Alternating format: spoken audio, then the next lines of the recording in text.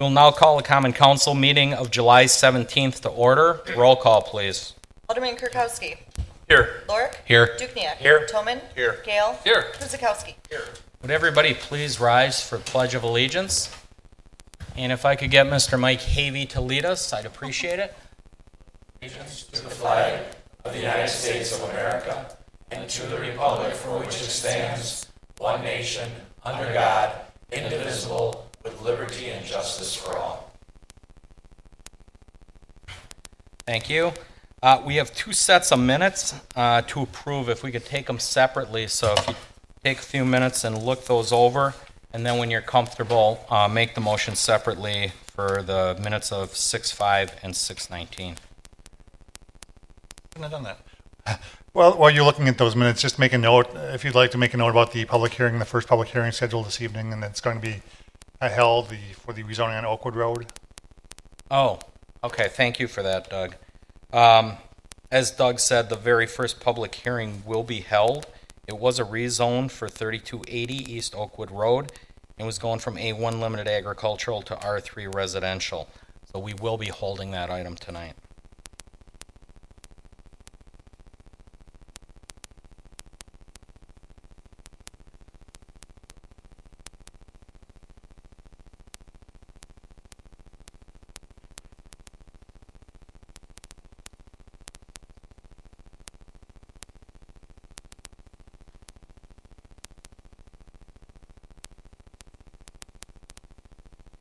How do we look at a motion for the minutes of June 5th?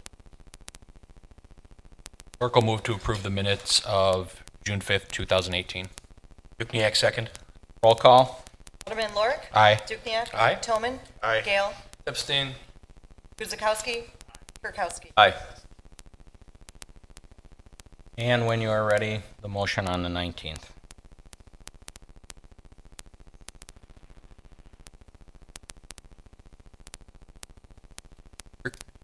Kirkowski make a motion to approve the minutes of June 19th, 2018. Second.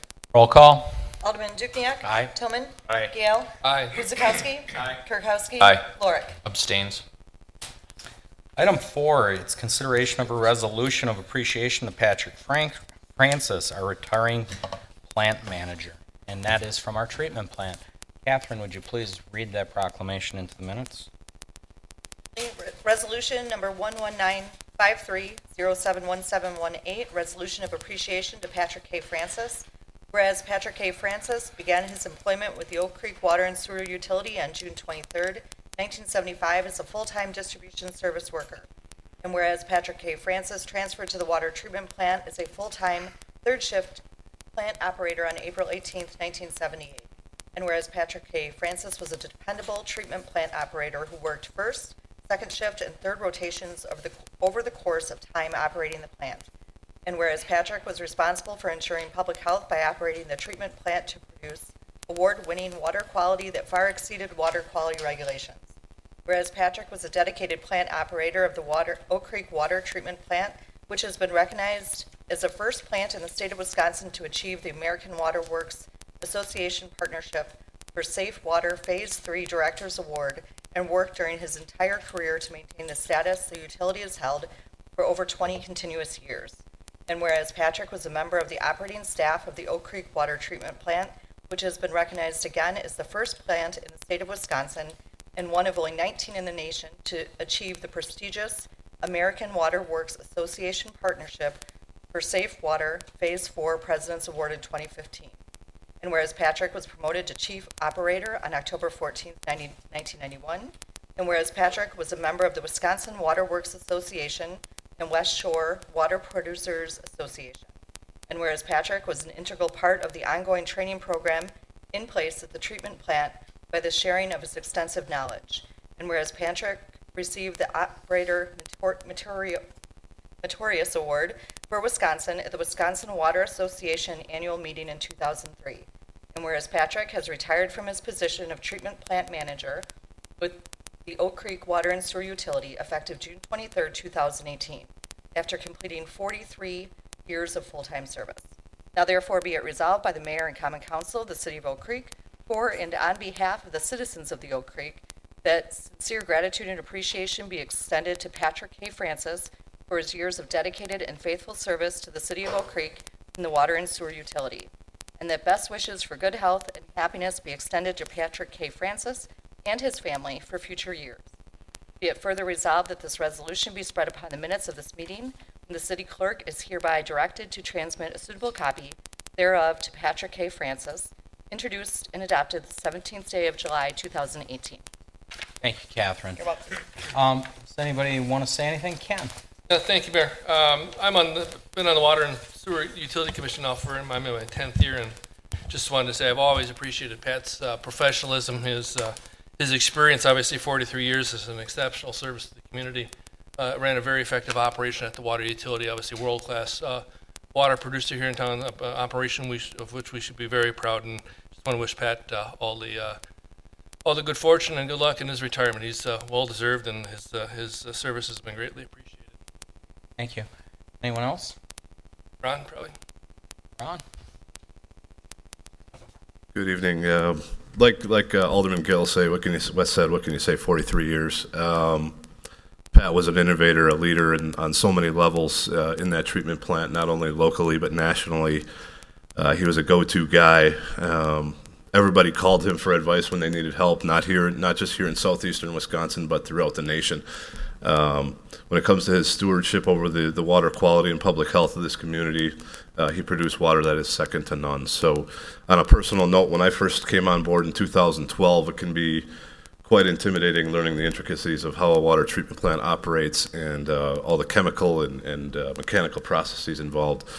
From that standpoint, personally, he really provided a lot of mentorship for me in getting me up to speed. So I'd like to thank him that way, and hopefully has a great retirement. Thank you so much. Thank you, Ron. I guess I would just like to add my congratulations to Pat, and I wish him a long and happy retirement, and thank him for all his years of service. The city is a better place. He's certainly left his mark on it. So, with that, motion, please. Gail move to approve Resolution 11953-071718, a resolution of appreciation to Patrick Francis, retiring treatment plant manager. Roll call. Alderman Toman. Aye. Gale. Aye. Guzekowski. Aye. Kirkowski. Aye. Lorick. Aye. Dukenyak. Aye. Item 5 is a consideration of a resolution of condemnation to Mark Mull, retiring equipment operator. Catherine, would you please read that one into the record? Certainly, Resolution 11955071718, resolution of commendation to Mark Mull. Whereas Mark Mull began his employment with the City of Oak Creek Streets Department on October 19th, 1998, as an equipment operator, and after a departmental reorganization in 2016, most recently held the position of Equipment Operator 2. And whereas Mark is a very effective employee during his years of service with the City of Oak Creek Street Department, which in 2018 was changed to the Department of Public Works. And whereas Mark answered many calls and provided immeasurable service to the community and its citizens. And whereas in December of 2017, Mark received a Merit Award in the Bravo Award category for demonstrating exceptional performance of his assigned duties and special projects. And whereas Mark Mull has been a valuable employee during his years of dedicated service with the City of Oak Creek, always striving to enhance the quality of life within the Oak Creek community. And whereas Mark is retiring from his position of Equipment Operator 2 effective June 30th, 2018, completing over 19 years of full-time services to the City of Oak Creek. Now therefore be it resolved that the best wishes for good health and happiness be extended to Mark in his retirement years. Be it further resolved that his resolution be spread upon the minutes of this meeting, and the city clerk be and is hereby directed to transmit a suitable copy thereof to Mark Mull, introduced and adopted the 17th day of July, 2018. Thank you, Catherine. Any comments for Mark? Again, I guess I just would like to add, Mark, to have a long, happy retirement. And again, on behalf of all the citizens of Oak Creek and the Common Council, I'd like to thank him for his service. It's one of those services you don't see until it's missed, when your snow is not moved, your road's not plowed, and things like that. So, again, Mark did a terrific job for us. Wish him a long and happy retirement. Motion, please. Clerk will move that the Common Council adopt resolution number 11955-071718, resolution of commendation to Mark. Dukenyak, second. Roll call. Alderman Gale. Aye. Guzekowski. Aye. Kirkowski. Aye. Lorik. Aye. Dukenyak. Aye. Toman. Aye. Item 6 is also a resolution of condemnation to consider for Karen Doro, retiring youth service librarian. And Catherine, again, would you read that into the record? Certainly. Resolution 11956-071718, resolution of commendation to Karen Doro. Whereas Karen Doro began her employment with the City of Oak Creek Public Library on January 2nd, 2005, as a children's young adult librarian, and since January 2017, held the position of youth services librarian. And whereas Karen was a dedicated and loyal employee during her years of service with the Oak Creek Public Library. And whereas throughout her career, Karen has worked to promote the value of library services for children. And whereas during her tenure as a librarian, Karen has adapted to the changing landscape of library services and technologies. And whereas Karen served as a member of the Milwaukee County Federated Library Systems Youth Service Committee and co-chaired the committee 2014 to 2015.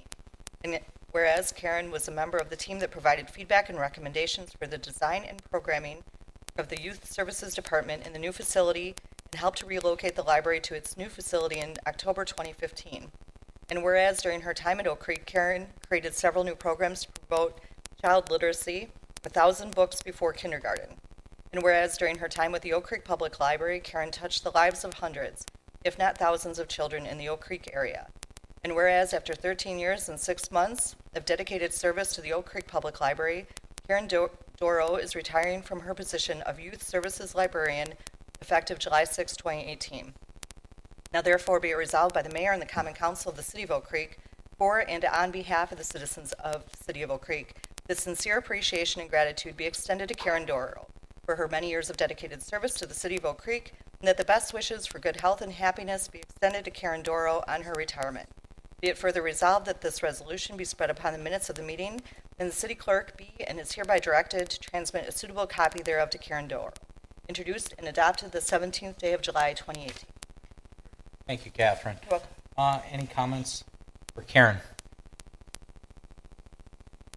Again, just very, very briefly, I'd like to thank her for her years of service. Karen's input, experience, and her fingerprints will forever be a part of our library for what she did in that children's section. She just did a terrific job when it came to helping input and design that. And again, we want to wish her a long and happy retirement on behalf of the entire council and all the city residents. With that, motion? Clerk will move that the council adopt resolution number 11956-071718, a resolution of commendation to Karen Doro, retiring youth services librarian. Dukenyak, second. Roll call. Alderman Guzekowski. Aye. Kirkowski. Aye. Lorik. Aye. Dukenyak. Aye. Toman. Aye. Gale. Aye. As we mentioned earlier, item 7, the rezone will be held. We will go to item 8, and that's consideration of a rezone by HSI Oak Creek Partners LLC. Oh, I'm sorry. Yeah, we still have to hold it, correct? 7, We have to hold it to a date certain, you're right. during which time the applicant may withdraw that, but at this point in time, we'd like to hold that until the September 18th. September 18th. Can we please get a motion on item Motion. 7 to hold? Okay, Tobin will make a motion to hold item number 7 till the, what was the date? September 18th? September 18th. Gale, second. Roll call. Sorry about that. Alderman Kirkowski. Aye. Lorik. Aye. Dukenyak. Aye. Toman. Aye. Gale. Aye. Guzekowski. Aye. That's your fault, I jumped the gun. Item 8, again, consideration of a rezone request by HSI Oak Creek Partners LLC, Apple Tower Development LLC to rezone and establish a plan unit development for the properties at 8300, 8304, 8310, 8380 South 27th Street, and 8370 South Orchard Way. Catherine? Public hearing number 2 is to consider a request by HSI Oak Creek Partners LLC and Apple Tower Development Inc. LLC to rezone and establish a plan unit development for the properties at 8300, 8304, 8310, and 8380 South 27th Street and 8370 South Orchard Way Applicant is HSI Oak Creek Partners LLC. Property owner is Apple Tower Development, Inc., LLC. There follows the legal description. Date of notice is June 20th, 2017. Thank you. Good evening. My name is Doug Seymour. I'm the Director of Community Development for the city, and this is a public hearing at the request of HSI Properties, for a rezoning and planning and development for the properties as were stated in the earlier notice. I won't recite that again. The future land use category and map for the comprehensive plan were recently amended, I believe, in February of this year to change the future land use for these parcels to mixed residential in anticipation of the development of a multifamily residential development on these properties. The site plan, which you see on the screen before you this evening, is actually a revision to the initial site plan that was presented as part of the initial plan commission presentation, but encompasses 12 two-story buildings with a total of 225 units, 8 detached garages, a roughly 4,500 square foot clubhouse and pool. 2 different parcels split by a extension of a public street, Orchard Way. Surface parking, so there'd be actually a mix of different parkings, whether it be attached with the units themselves, the garages, and surface parking for a total of 558 units provided throughout the site.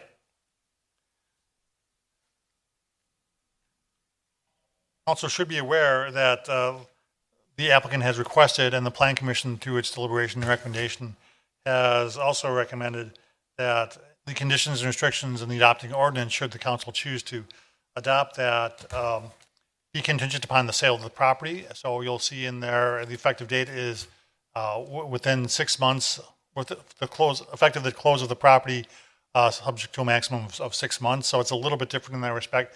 Not unprecedented, but it's just something, the mechanics of the land transaction dictate that the closings be set up that way.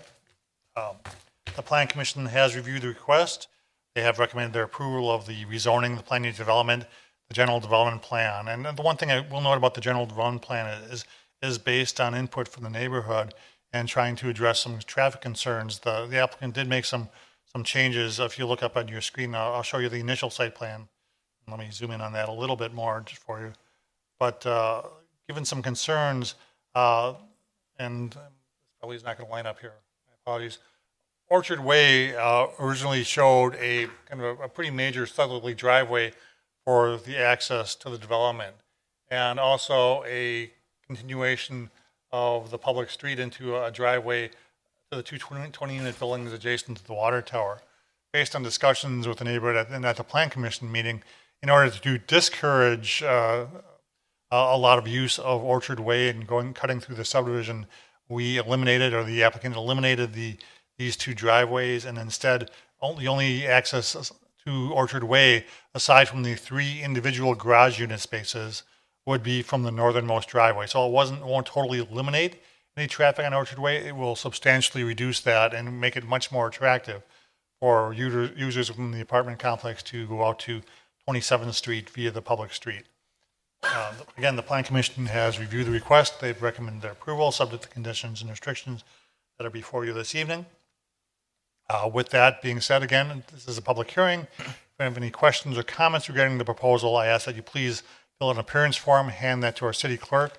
Once your name is read, please approach the podium, give your name and address, and proceed to address your comments and our questions to the Common Council. This public hearing is now open. Thank you, Doug. As Doug mentioned, we will make 3 calls. This will be the first call.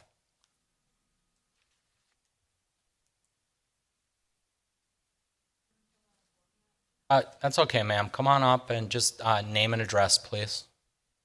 Jennifer Dubus, 8550 South Apple Creek Drive.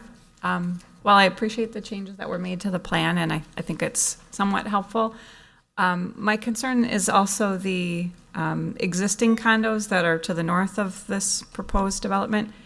There really wouldn't be anything to discourage any of those residents from just continuing on down Orchard Way. And if we're looking at, I drove through our neighborhood today, and it's about 80 houses, give or take a couple.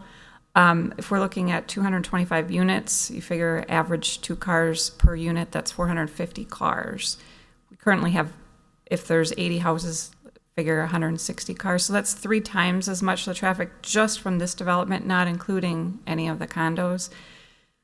The issue that we have that we brought up last time is everyone is on the street. Kids walking, or people walking their dogs, pushing kids in strollers, kids riding their bikes. They have to be on the street because we don't have any sidewalks. So the increased traffic, regardless, is still going to be more than our streets are equipped to handle. And my concern would still be the safety of the kids and the residents of our neighborhood. I did drive around the outside and on 27th Street on, I think it's Bedford Way. There is a street that would go out onto 27th Street, but there's currently like a railroad crossing type. I took pictures. I don't know if there's any way that I could show those to him, but there is currently a metal, I don't know what you want to call it. It's like a gate, basically, that would prevent anyone from those condos driving out onto 27th Street. Would it be possible to do something like that at Orchard Way, where in an emergency situation, emergency vehicles or city vehicles could get through that way, but it would really prevent people from driving through? So you want a gate on Orchard Way? I'd like that. Yeah, we're not going. Okay. Would it be I possible don't- to do something else? To Well, put, well, I guess, okay, let's back up just a little bit. First of all, I mean, we went over this pretty extensively, and our engineering department came up with closing off and significantly cutting that traffic. If you take into account the condos you're speaking about in Colonial Woods, okay, if you take the first 50% of them to 27th Street, the odds are they're all going that way. Now, fact is, some could come back and go south through Orchard Way, but by the same token, your neighborhood could also all let out that way to take a shortcut through the apartments or up their way. So it's a tit for tat on that one. You can argue it all day. So we're not really going to go there. As far as accessibility goes, very seldom do we go with a gate system. I'm not exactly sure what you're talking about for I can show you a Bedford picture if you with want. the condos. That'd be great. Okay. It might give me a better view. But I can only think of a couple of cases where the fire department does do that, and that's because it was limited access, and they needed that operational into it, whereas here, what Orchard Way is doing is providing that connectivity for the fire department. So there's really no need to gate it.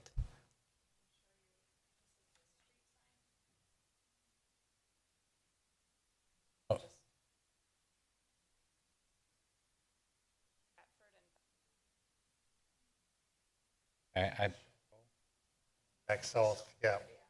back south end of Chateau. Okay. I'm not very familiar with it, and I don't know why the gate's there.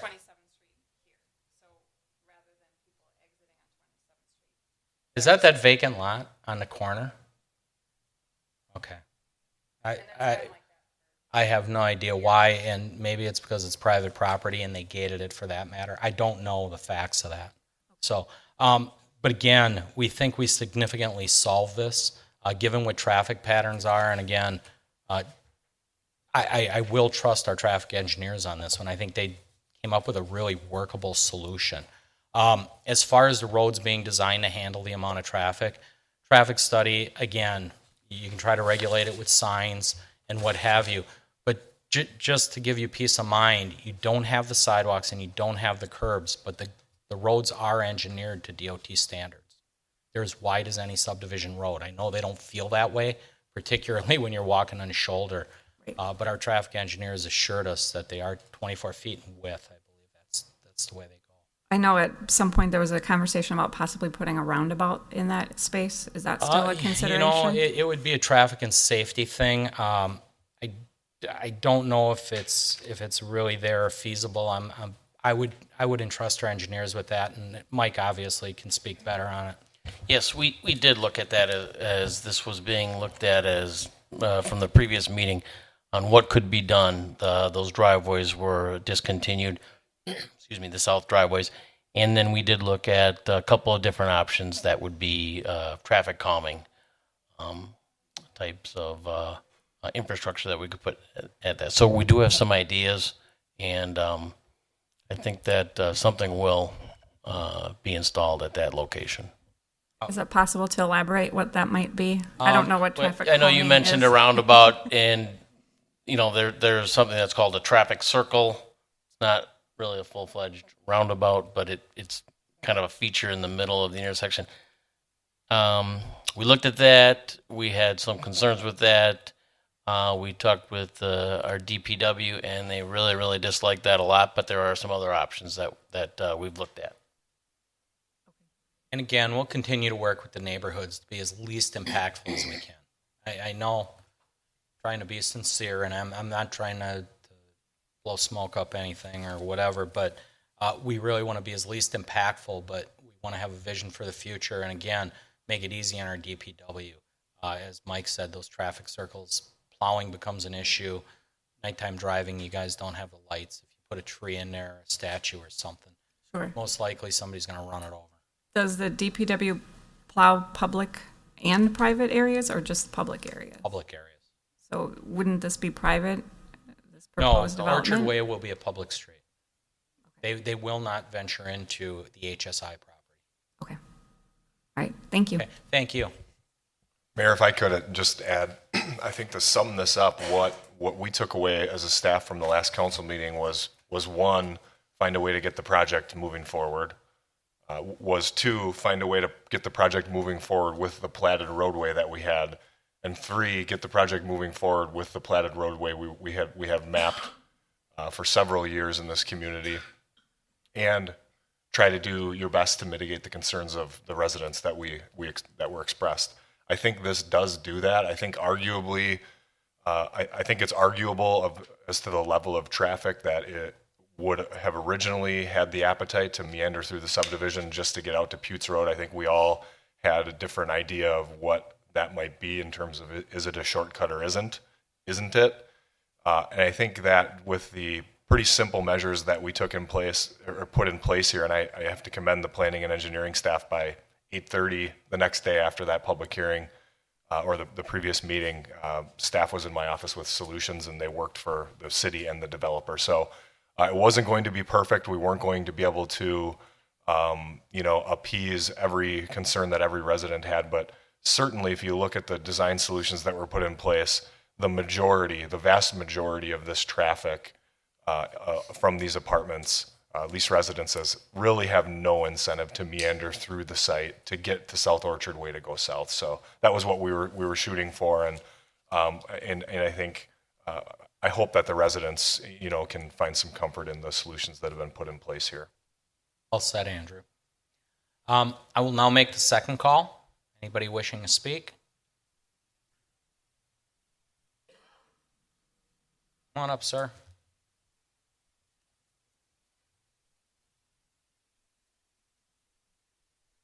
Name and address, please. Steve Altnow, 8575 South Apple Creek Drive.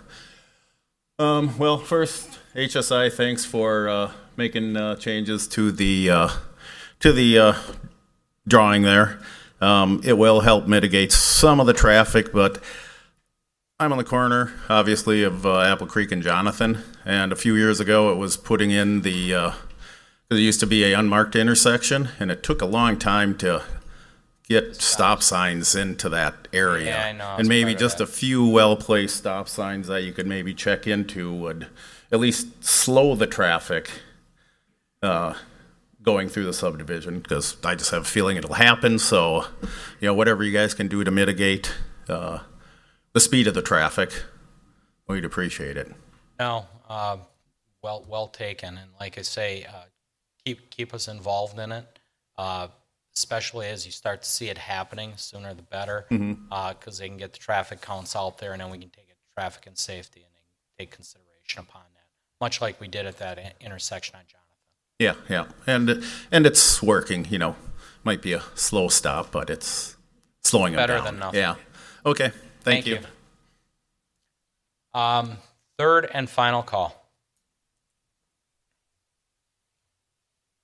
Everybody was so orderly, and they just took a turn at the call.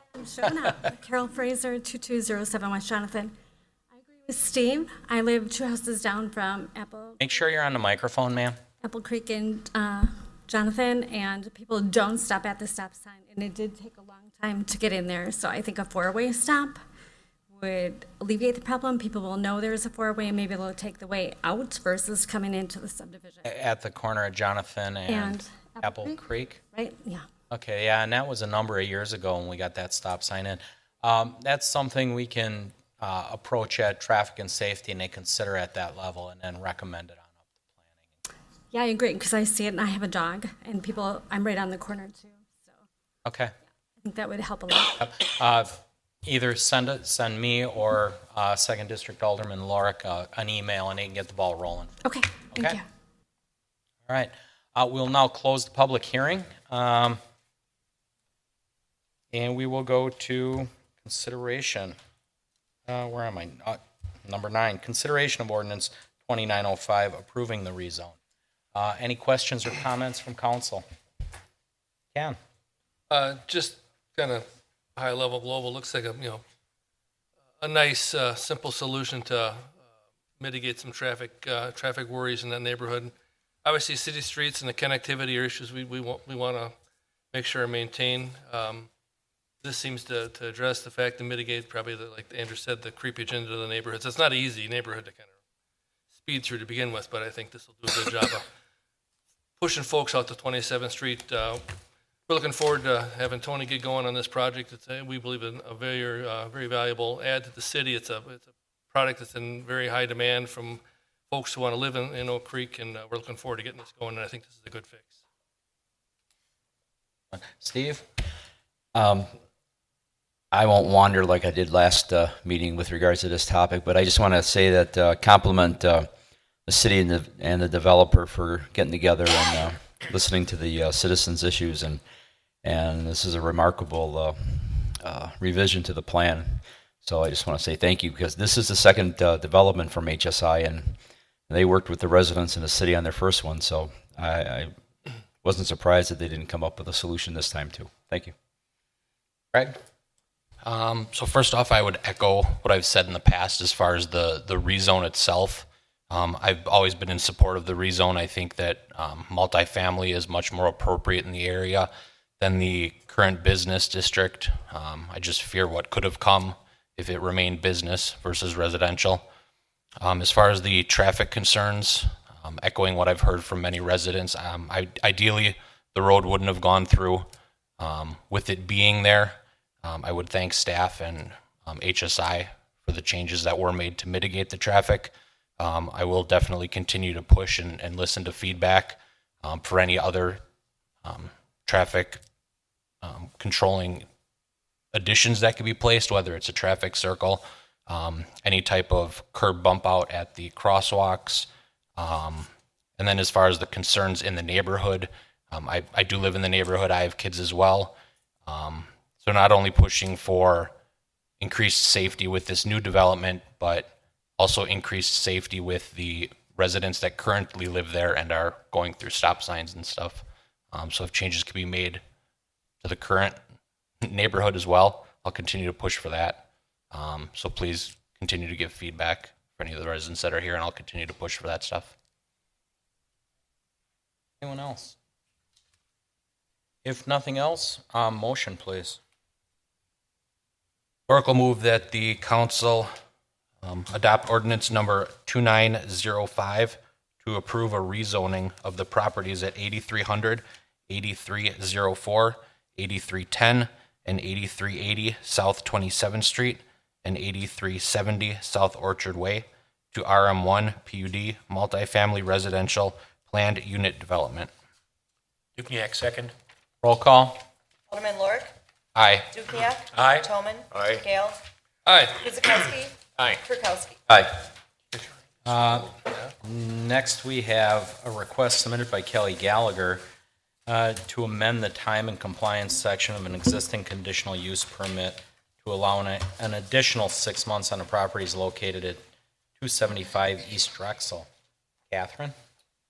Public hearing number 3 is to consider a request submitted by Kelly Gallagher, SSV 1, Oak Creek LLC, for an amendment to the time of compliance section of the existing conditional use permit to allow an additional 6 months affecting the properties located at 275 East Drexel Avenue. Applicant is Kelly Gallagher, SSV 1, Oak Creek LLC, property owner, SSV Oak Creek 2 LLC. There follows the legal description. Date of notice is June 20th, 2017. Thank you. Doug? Thank you. In June of last year, I think it was June 6th, actually, the Common Council adopted the ordinance authorizing the issuance of this conditional use permit. And as is typical with our conditional use permits, there is a time of compliance, and that happens to be pretty standard, a 1 year. And given some factors that have occurred with this property, and I'll let the applicant talk a little bit more in detail about that, but more specifically with some delays in getting what should be some rather simple DNR approvals on this, have pushed this into the realm of where the developer is requesting extension of that. And the developer had requested an extension of a year. Staff is wary of going that far, and typically feel that the property is in a position, especially with DNR, to be approved within a 6-month time period. Didn't want to extend that far out. But I mean, that's something you can talk about as part of your deliberation of the request. That's all that's changing. I mean, the general development plan isn't changing. Nothing at all is changing with respect to the development for the self-storage property. It is just an extension for the time of compliance, and the Plan Commission has reviewed this. They've recommended that a 6-month extension be granted. And again, this being a public hearing, request that if you have any questions, comments, please, I guess, just approach the microphone. Now that we don't have a whole lot of people looking to appear for this one, give your name and address, proceed to address your questions or comments to the Common Council. This public hearing is now open. Thank you, Doug. And as Doug said, we'll make 3 calls. This is the first call. Mr. Mayor, before they speak, may I make a comment? Can we let them go as long as we're in the public hearing and let the Okay, I was going to first? preface what they were going to say, but I'll wait then. Well, they're all dressed up and they're here. Let's let them talk. Okay.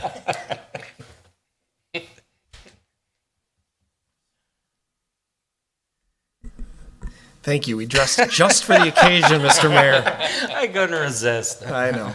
I'm attorney Brian Randall, Davis and Keelthal, 111 East Kilbourne Avenue, Milwaukee, 53202. Here on behalf of Kelly Gallagher, who is present. Kelly flew in from the West Coast and is pleased to be back in the city.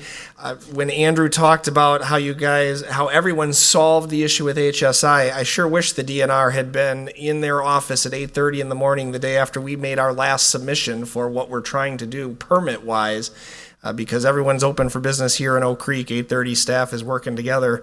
The DNR continues to have delays with our permit submission. I know in the Plan Commission minutes, I gave kind of a recitation of where we've been. Kelly's directive to his project team, and many of you who know him might not be surprised by this, has been with everything. If a governmental agency wants something, we better submit it a week or 10 days after. It doesn't matter how much engineering is involved for that.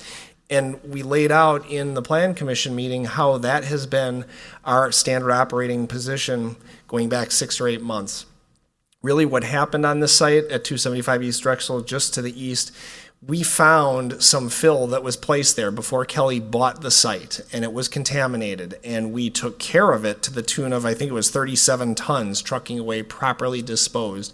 And then we reported it to the DNR like the law requires us, and no good deed goes unpunished. We've been sitting through the permitting process ever since to really try to make sure we have a clean site from the governmental agency standpoint and ready for development. Where that brings us in our request that's before the council is that we have a site plan approved through the full Common Council process and the Plan Commission. We have a conditional use permit. But what Kelly has not done is commissioned the full-fledged final engineering for building permits, because we don't yet know that the DNR is going to approve the site plan with the fill removal and what we've done on site by way of the remediation. And we estimate that's going to be another 8 or 10 weeks of a process when we have the green light to do that from the DNR. And we, of course, have to submit that to the city and the state for review. So May 8th, we submitted this request for extension. We asked for 12 months in our request. Doug was right, June 6th is when the original approval expired. June 12th, I came to Plan Commission. I hit refresh before I came to this meeting, and we are still in permit status with the DNR without our permit. And despite our diligence in submitting, in our own motivation to build this project sooner rather than later, and knowing when winter does come here in Wisconsin and that construction can be very difficult, we're very mindful, and that's why we asked for a full 12 months with the intention of when we have permits, when we can complete our design, and when we can continue to invest in the city, we will do so. Kelly owns the sites, paid taxes, and so this delay is as much of a frustration to us as it may be to people here in this room. And so we respectfully ask for a full 12-month extension, but we certainly will be willing to answer any questions the council may have as far as how that time frame interplays. And with that, if Kelly would like to add anything, I did want to yield the floor. Thank you. Kelly Gallagher, 3114 East Hunters Ridge Way, Heber City, Utah, 84032. I've been coming here to both councils now for 2+ years, I think, on 2 different projects, and have always been able to work with staff and with the respective commissions to achieve a result acceptable to all. But I made a mistake, and that was I didn't explain a few things to this group and to others. I have to give credit to Doug Seymour because he took the time to listen to the situation that I was involved in, gave great advice, good counsel as to what should be done and how to do it, and hence I wanted to come out here personally again and explain some situations. I also, out of respect for Alderman Krukowski, I met with him this morning. He was the very first individual I met with 2+ years ago, I think, Doug, and regarding these projects. First and foremost, I'm embarrassed because I didn't do it earlier. It precipitated because, and I'll try to be brief, I do self-storage all across the country. I had a project in Fishers, Indiana, and the general contractor that I'd used for 20+ years, the project wasn't going forward. So fortunately, we caught it after a couple of months, but he had absconded with $1.3 million. I paid all cash for the Drexel site. I paid all cash for the College and Howell site. I have about $1.3 million into College and Howell and about $950,000 into Drexel. There's no loan on it. There's no foreclosure issues that might be of concern. So it is all cash, and there's nothing to worry about there. And we have full intent, 100%, to develop the Drexel site, which is before you in our request for the 12 months. What precipitated this was, obviously, my hands were pretty well busy in trying to not only identify where the money went, how it was absconded with, and what happened to it. I will not delay or explain everything to you, but suffice it to say that we covered all those costs in Fishers, Indiana. We were able to actually sell the property fully built, and everybody got back all their money. There was no problems, but the only person who lost is in front of you today. The gentleman who took the money unfortunately used it on another project in Washington, D.C. area, so he doesn't have any money to go after and has filed bankruptcy. Okay, what does that mean? That means that in an effort to satisfy situations that I had to deal with over the past 9 months, we made a fundamental mistake in that the properties here were put up for sale. I didn't notify anybody here, and that was wrong. We have taken those signs down. There is no listing to sell those properties, and we have every intent to develop them and to continue on the process that we had originally planned for, especially for our Drexel site, which is before you today. In that vein, we have tried so hard to work with the WDNR. I have right here the printout from their website that starts with September of last year. And what you don't have in front of you is we have tried to contact the WDNR between three of us, the Key Engineering, our soils and civil people, and environmental group. Let me add parenthetically that the hazardous material that was found wasn't, quote, hazardous. It was construction debris and was concerning it wasn't any oil-based or grave concern from a hazardous point of view. But we elected to do the right thing and have it hauled away and taken care of. With that being said, myself, my assistant, and Key Engineering's rep, Darcy Gravel, we have emailed the WDNR no less than 3 times a week, as well as phone calls to request in a polite way to please. This is a really simple thing. In the middle of all this, after all the submittals were done, and they've made multiple requests to changes, I might add that they have the right to take 60 days to review your resubmittal. And they took every one of those 60 days on each occasion. After our submittals, based upon the tables that are applicable to the zoning regs associated with that specific site, they then chose to tell us to please revise everything. They have chosen to apply a residential approach to the tables that were submitted, and we started over. In a request to find out if that was allowed, yes, they have the right to do that to me, and they did.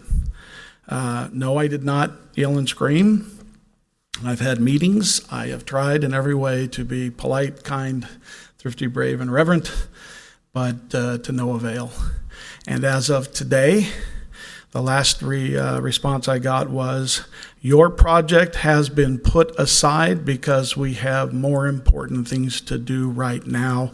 We will get back to you as soon as we can. That is the response that I deal with. So I request, in some regards humbly and with pain, that you grant us the 12 months we are looking for. I have no idea when the WDNR will finally comply. Our efforts, again, we are committed to develop this project. Number 2, we have made no changes to it. Number 3, we continue to do everything in our power to work with the DNR to provide and, at their request, submit any and all items, which here to date have been none over the past 60 days. Again, apologies for the for sale signs. Shouldn't have happened. And those are down. There is no listing, and we are committed to move forward. So with that, I am making that request that you would be kind enough to grant us the 12 months. Thank you. Thank you, Kelly. We'll make a second call. Anybody wishing to speak? Third and final call. We'll now close the public hearing and go on to consideration of that ordinance. And Steve. Thank you, Mayor. Yes, I met with Kelly this morning, and I would say that for the most part, you got the ultimate polite version tonight, because I sat with him for about an hour this morning, and I was speechless and appalled that our state could be open for business, but we got one bureaucrat in Madison that is holding everything up, one WDNR guy. And it was just, I think if I had the name and number of somebody to call just to complain, I probably would have done that. It was just really frustrating. So I would like to support, I do wish to support Mr. Gallagher's request for a 12-month extension so that his continuing frustrations with WDNR, if it goes beyond 6 months, we're not back at this again. So, I mean, if it gets it done in 4 months, fine. If it gets it done in 8 months, at least we got everything covered. So that would be my request of my fellow council members to go for the 12 months, not the 6 months. Thank you. Thank you. Anyone else comments? Rich? The question I have, what is the potential downside to extending a 12-month extension? Well, throughout, real estate cycles can change rapidly in many cases. Conditions can change rapidly. The political environment can change rapidly, although we're fortunate to have a very stable one.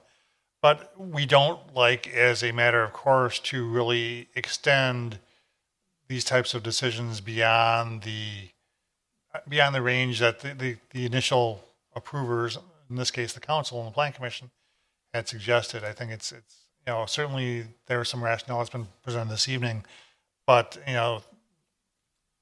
and probably not so much in this case, but the value of property changes, neighborhood conditions can change, and we just don't like to overextend those conditional uses, because then it becomes in some cases more of you're just holding onto the property and you're not following through on your plans to develop it, and that's not what the original conditional use permit was for. I mean, we've seen actually a good case that the changes that can occur. I mean, there's changes in state statute with respect to how the city can administer conditional uses. That can happen in the blink of an eye. We've seen that happen. So we don't like to overextend ourselves in terms of the length of these conditional use permits beyond the original request. Thank you, Doug. Anyone else? Yeah, or anyone from planning.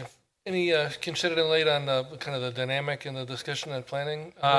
Yeah. Well, first of all, we weren't aware of the hardship case that went on with the DNR, and man, that is a terrible story, and I have to apologize on behalf of the state. I mean, that's terrible.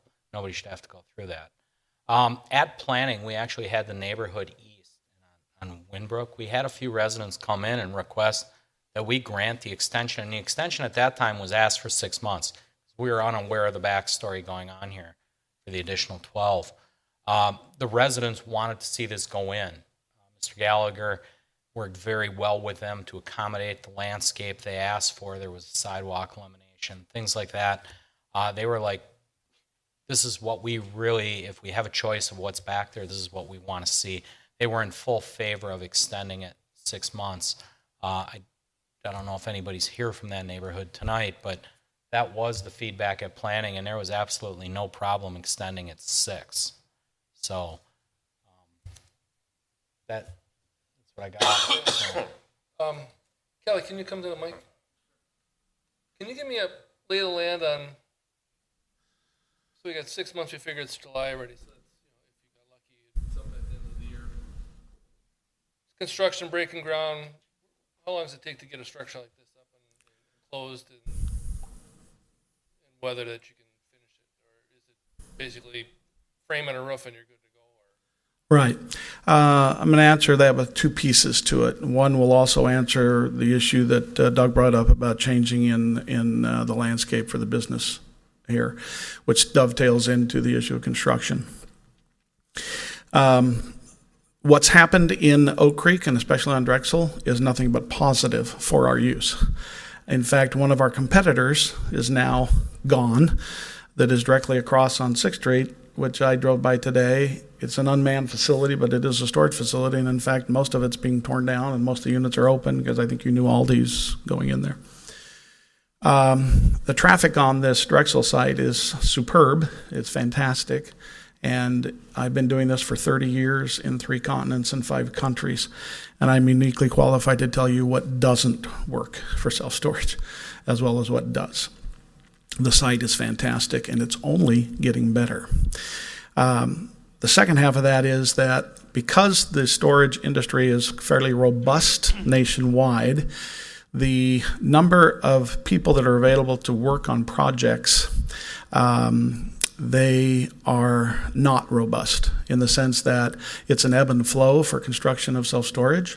So for example, it takes about 8 to 10 weeks for not only architectural, MEP, structural, and the civil to be completed in order to submit for my review, which takes a couple of weeks, then the redraw, then submittal to the city.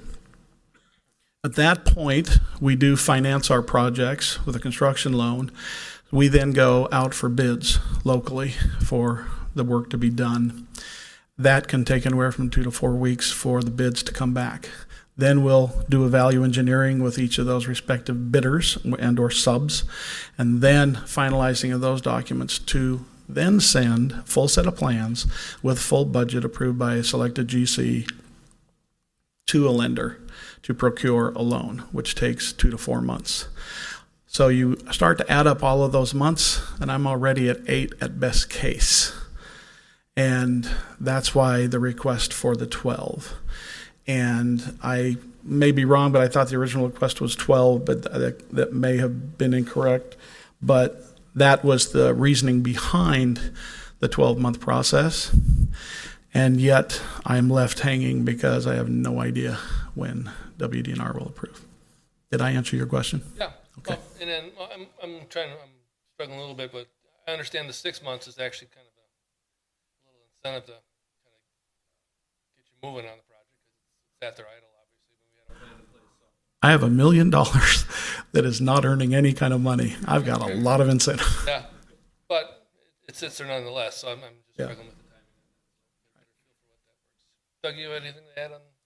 Yeah, I think that a lot of there were a lot of unknowns at the time when the original request came in. It was for 12 months. Staff recommended 6. Plan Commission agreed. Again, within that vacuum of, well, why hasn't this thing moved? So I mean, for whatever it's worth, and you can make your own value judgments as to whether that's justification for going the full 12 or remaining at 6. That's entirely up to you. But that's the rationale behind it. Mike, did you have something? Yeah, maybe this goes to Melissa. Is there anything we can do legally to move this thing along? I mean, I've dealt with a couple of county issues in the past, and I know the council has drafted resolutions to get the county moving on things. Would that apply in this case? Something to show our nasty displeasure in the way the DNR is handling this thing? I'll probably try to answer the former question than the latter. All right. But I think that the question really is just what we can do here on this item tonight. Not to say that we wouldn't, if the council is in support of any extension, that as staff, if there are things that we could do to facilitate, we certainly have a positive rapport with Attorney Randall in terms of moving projects forward. I think that the real gist of it is a reliance on the applicant, Mr. Gallagher here. I think that I can speak from the last 6 months for what I've heard him say tonight and what I've dealt with internally. He's been very candid in terms of the property being listed for sale. That's not the case. The representation here is he's going to develop the property. He's invested, and I think that there's a lot of value in taking any applicant at their remarks, and the point being for other entitlements and approvals, I would say from the city side, things take time where we're looking for those from other municipal entities. So internally, we probably can facilitate if there's some need, but legally, I'm not sure that there's anything other than, as you say, if it's some intent to adopt a resolution, certainly we can do that. I don't know that it's going to facilitate this specific project necessarily. But if it's a supportive vote to consider extending the time, then if there are other discussions that come from the applicant, we'll do what we can, or I would say I'll do what I can, at least as far as my department. Doug, you can probably answer this. I see in the council report, the 6-month delay or request for time delay is to obtain a building permit. So Kelly needs to do what exactly to get a building permit from us? Oh, he would need, and regardless of what leads up to his action in submitting that application, he'd need to get the full set of site and civil plans reviewed and approved by, I believe we can approve, we review those internally, Mike, for our review and approval in-house. Financials we do financials part of that review, or is that something? There's no development agreement. It's purely a private development. It really is just a matter from our perspective. Again, there may be mechanical things leading up to that, but I hate to simplify it, but it's applying for building permit, getting your plans reviewed, and taking up your permit. Chris, anything from you? Well, I guess the only thing I would say is, we're not 100% certain on the 1 year deal, 12 months. Go with the 6 months and come back in 6 months. And if you have to bring it back up again, or go to 12 months. Okay. So the one thing- I'm going to throw my 2 cents in here on the whole deal. Mr. Gallagher's vested in his property. He says he owns it. If he decided not to do anything with it and just sit on it, we'd be no farther ahead. And he owns property. He can do that, correct, Doug? Yes. And he can just sit there. So we're worried about the time he's going to build. He has the right to sit there for eternity on this property. He's not going to do that. Okay? He's having some difficulties at the state. Probably wasn't an easy thing for the man to come up here and just tell us what he told us. I, for one, I don't have a vote in this unless it comes out a tie. I would push for the 12 months. Because there's something going on at the state we don't know about, whether they're tied up at the Foxconn stuff or what's going on. Okay? Again, it's his property. 6 months, he has every reason to develop that property sooner than later. So again, I agree with Alderman Kirkowski. If he gets it done in 4, 8, whatever, we save a step coming back here in 6 months. Go ahead, Doug. Just really quick. I mean, and maybe just to shed some light on procedurally, it's not as easy an issue just coming back in 6 months and getting another approval. It's a reapplication and republication for a public hearing. So, I mean, procedurally, there's a little bit more involved in that. Okay. That's good to know. Thank you for that, Doug. And again, I guess I'm just kind of looking at it like, I think Melissa summed it up best. You really have to see what the intent is on the applicant. I really do believe they intend to build. Not only that, the neighborhood's happy with what the development looks like and what it should be. I don't often go against the staff recommendation, but if I'd have known this at planning, I definitely would have okayed the 12. But I wasn't aware of it back then. So, that's my 2 cents worth. Unless there's a tie, I don't have a vote, but it's up to you guys to make that motion and decide.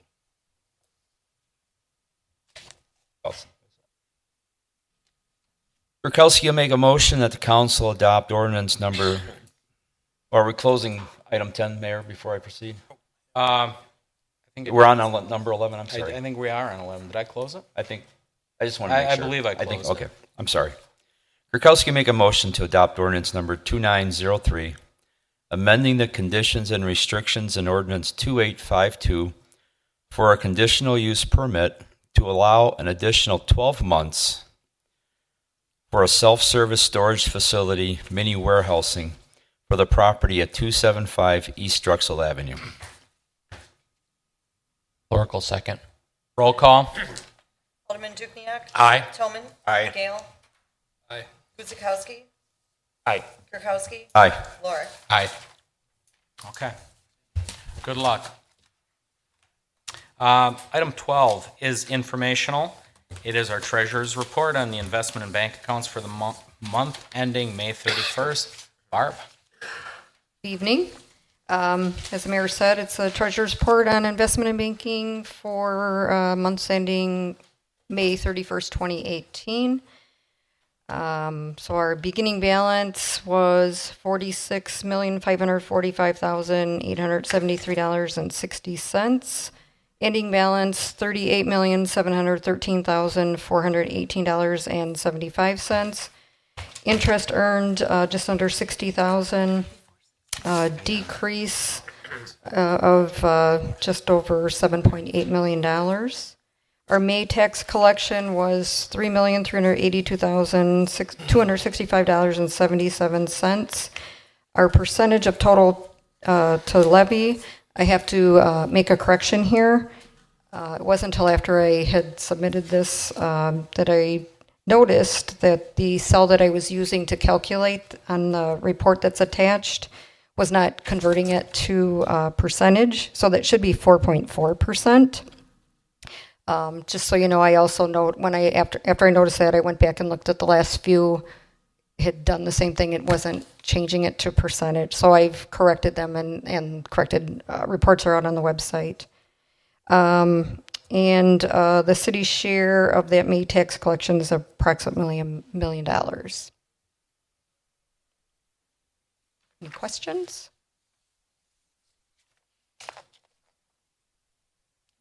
Nothing? Okay. Thank you, Barb. Thank you. Item 13, presentation, City of Oak Creek budget to actual report on the second quarter 2018. And we have Bridget with us. Andrew. Mr. Mayor, I'll just make a couple prefatory comments on this item.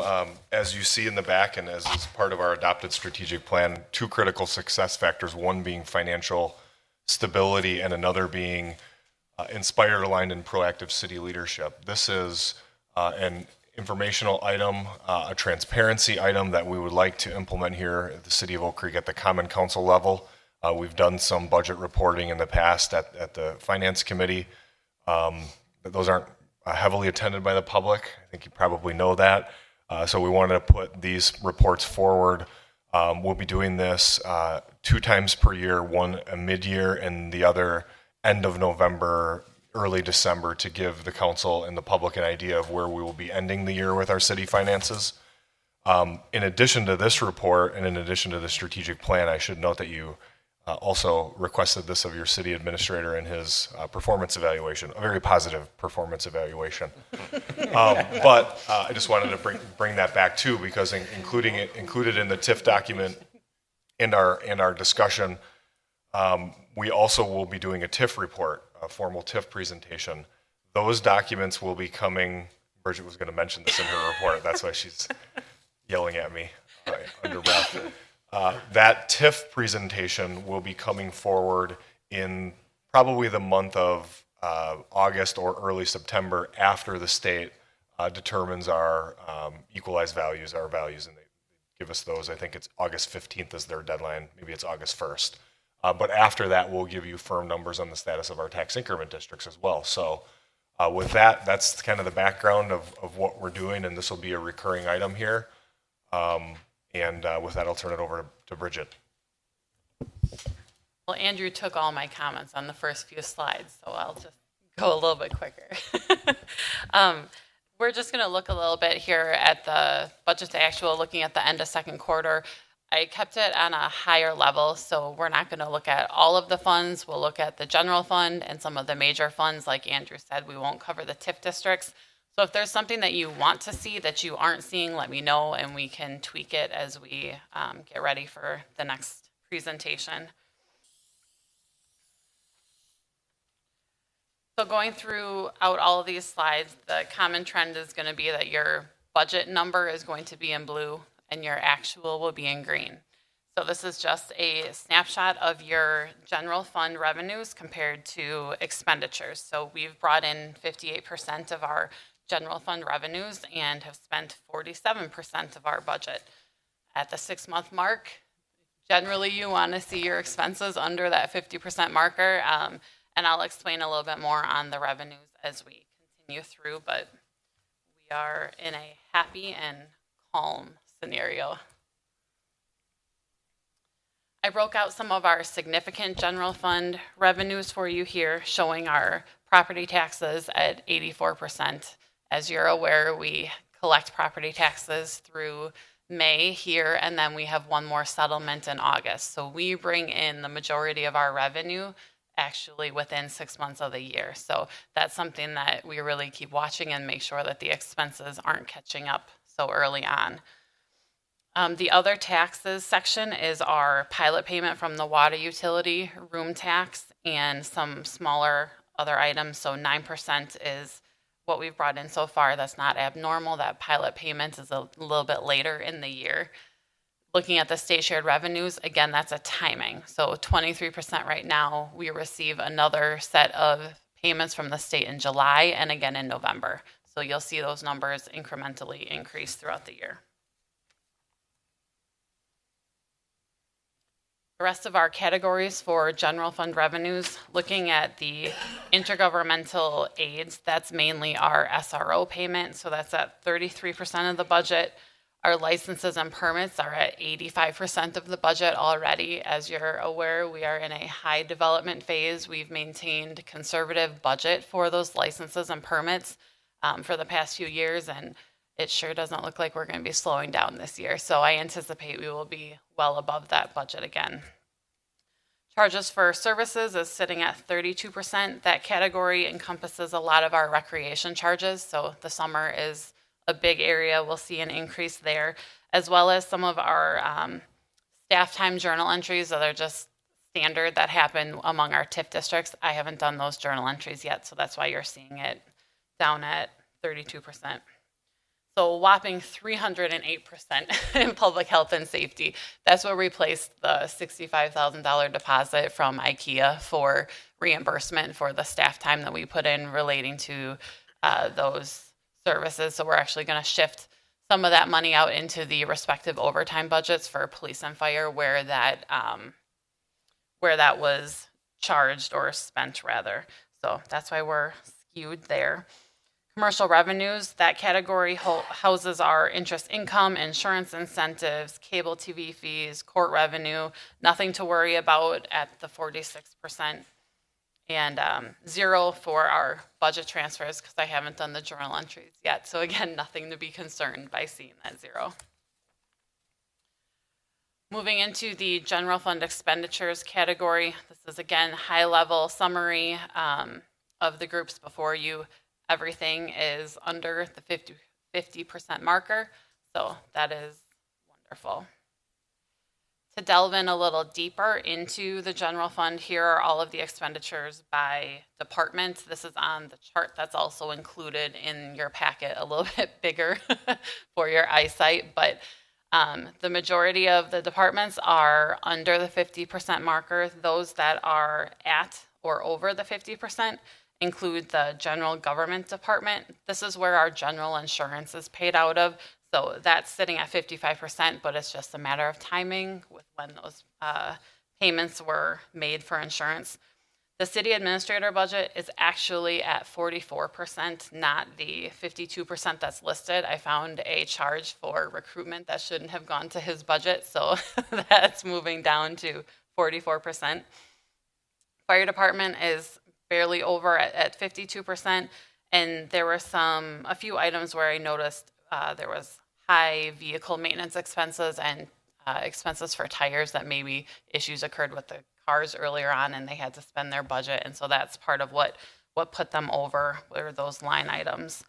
Similarly, in the streets division, we've purchased about 95% of our salt supply already at this point of the year. So that skews the overall budget.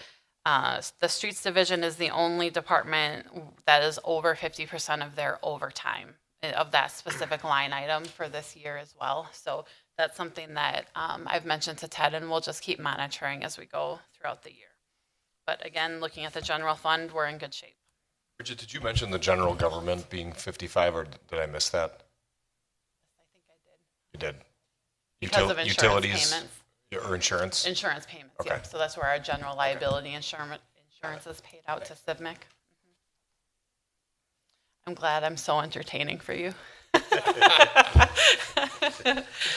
Looking at the revenues for our major funds, we've got 84% of the revenue collected for solid waste and 77% both in EMS and dispatch.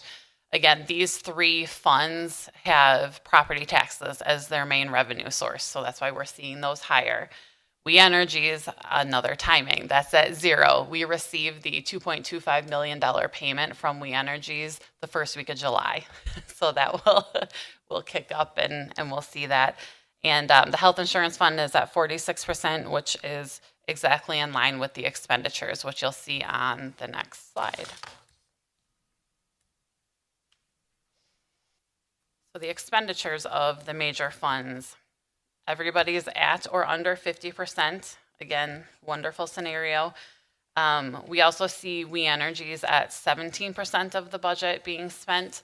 This fund is unique in that we have 3 firefighters, 3 police officers throughout the year that we regularly charge to that fund. But then at year end, we move 2% of all of the police department and fire department wages into that fund and the other accounts. So that's just a standard accounting that has been in place for years, that we allocate those funds at the end of the year because it's easier and more efficient. So that's why you see that low.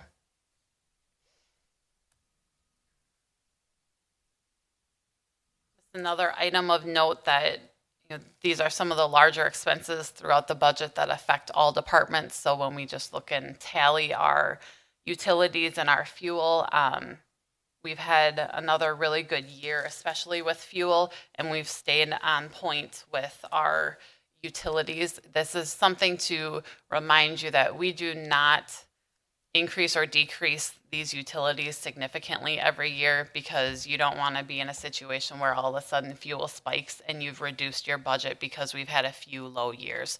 So we have incrementally decreased them over the past few years, but we may still have room to look at that going into 19.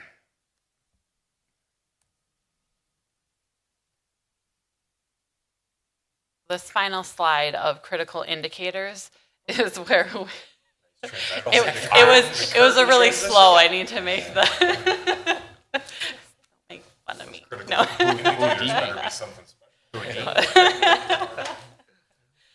You have a lot to follow, Doug, with this presentation. So this slide is really meant to bring your attention to things that I want you to remember, or that we're going to look at for the next few months. But in this case, it's really just a reminder. We don't have anything significant. So remember, we've received the majority of our property tax revenue. We'll keep watching our expenses. We're going to monitor that overtime in the DPW, and the vehicle maintenance accounts in multiple departments are high. So I think that's something that the CIP committee might also ask about later on in the budget process, in terms of, is our fleet aging at a rate that we can't keep up with it? Does anybody have any questions? Bridget, I just Leave me alone. I just have a comment. I can recall in the budget meetings last October or November, I had asked if there were budget variance reports that were part of this budget process, and at that time it was mentioned no. These documents are very helpful to me as a novice alderman to get a good idea or a snapshot of how our municipality financially is being run. So thank you for these reports. No They're problem. helpful. It's that balance of understanding what the council wants to see, what is too much information versus not enough information. Andrew and I review these monthly, but in the nuts and bolts, 60-page detail of all the accounts, and most councils don't want to see that. So we are trying to find that balance. This for was you. great. Thank you. Good. You were emailed the actual Yes. full budget. Right, variance. correct. So for those of you who Took a look. want Not close to being done with that's a I line shouldn't item. have talked about that tonight. Every line item we have, you can see where we're at. Yes. But, that level of detail, you would hate us. So we decided not to. So again, thank you. You're welcome.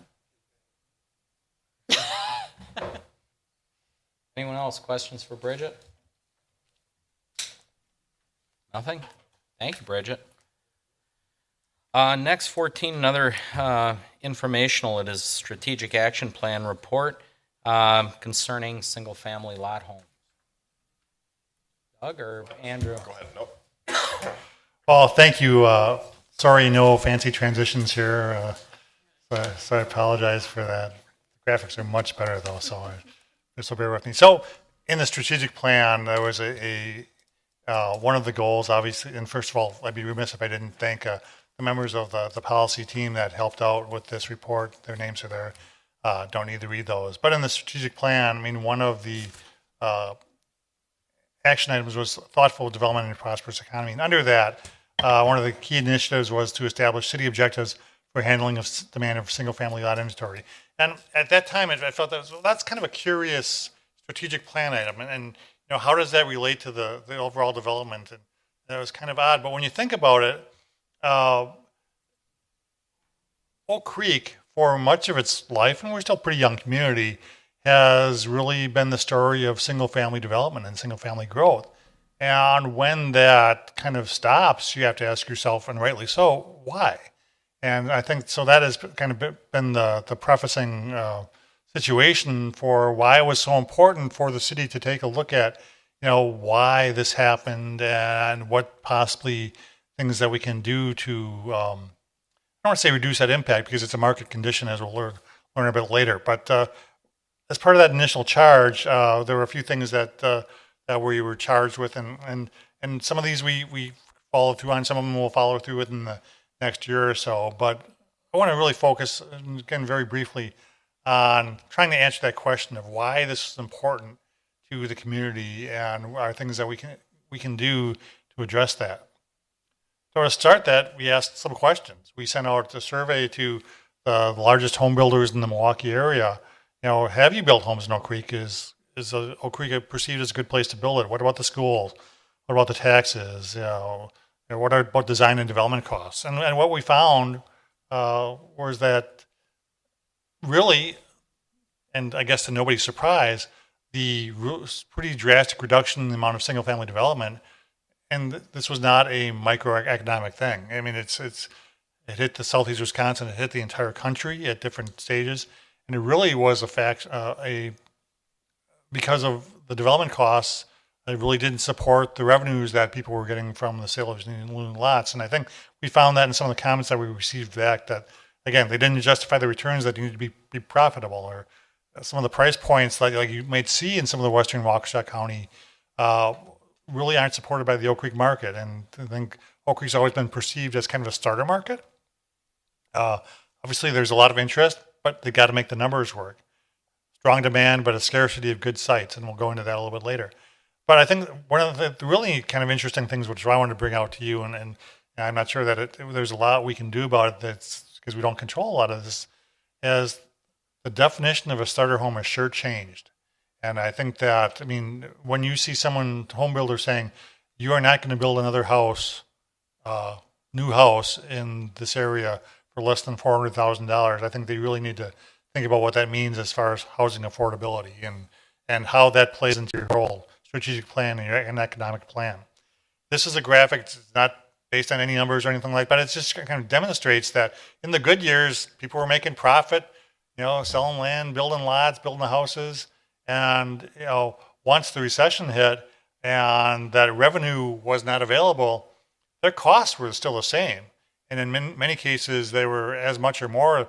It's just that the revenue side really fell through into the abyss there. And that's only starting to change recently.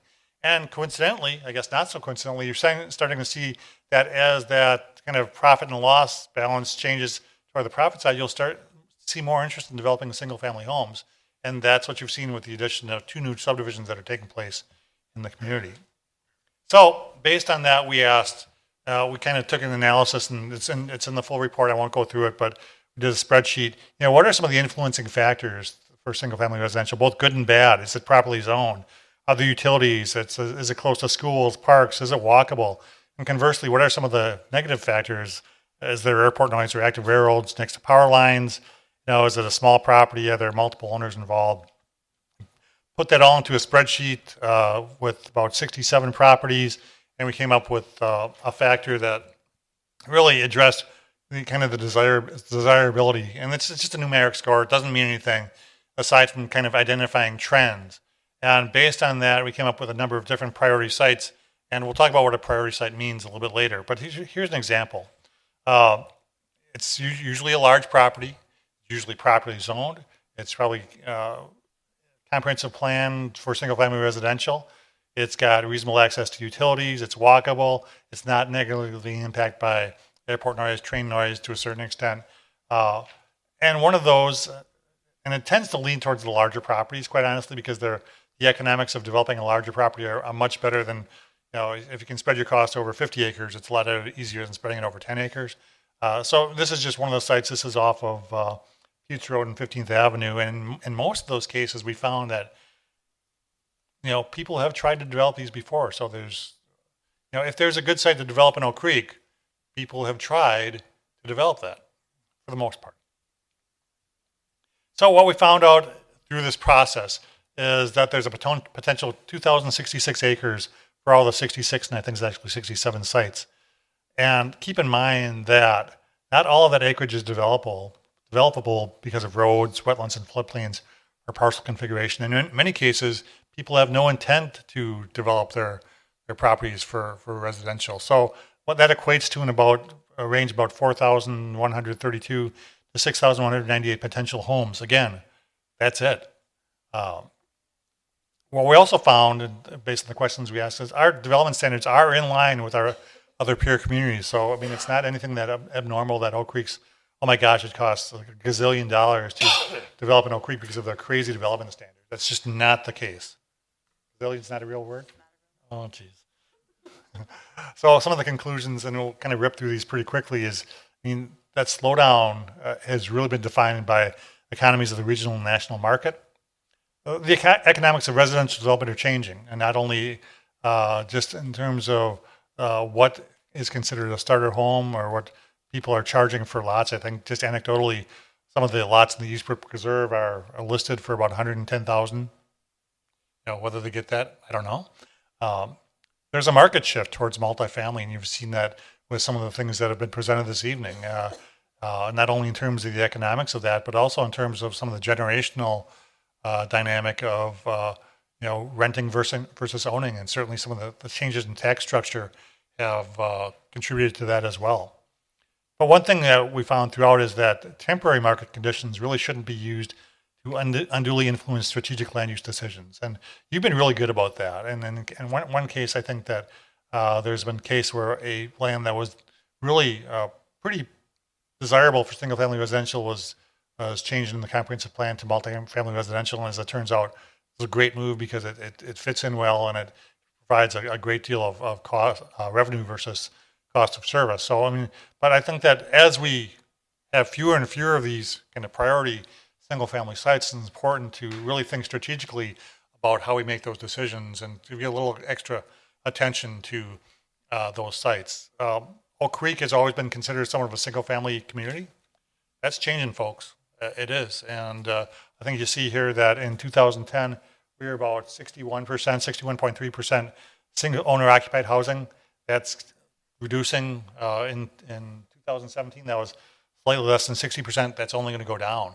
And I think two reasons for that. Again, the factors that we mentioned. But for every multifamily unit that you approve, you need to approve 2 single-family units to keep that balance. So I don't want us to get hung up on that number. It's a number.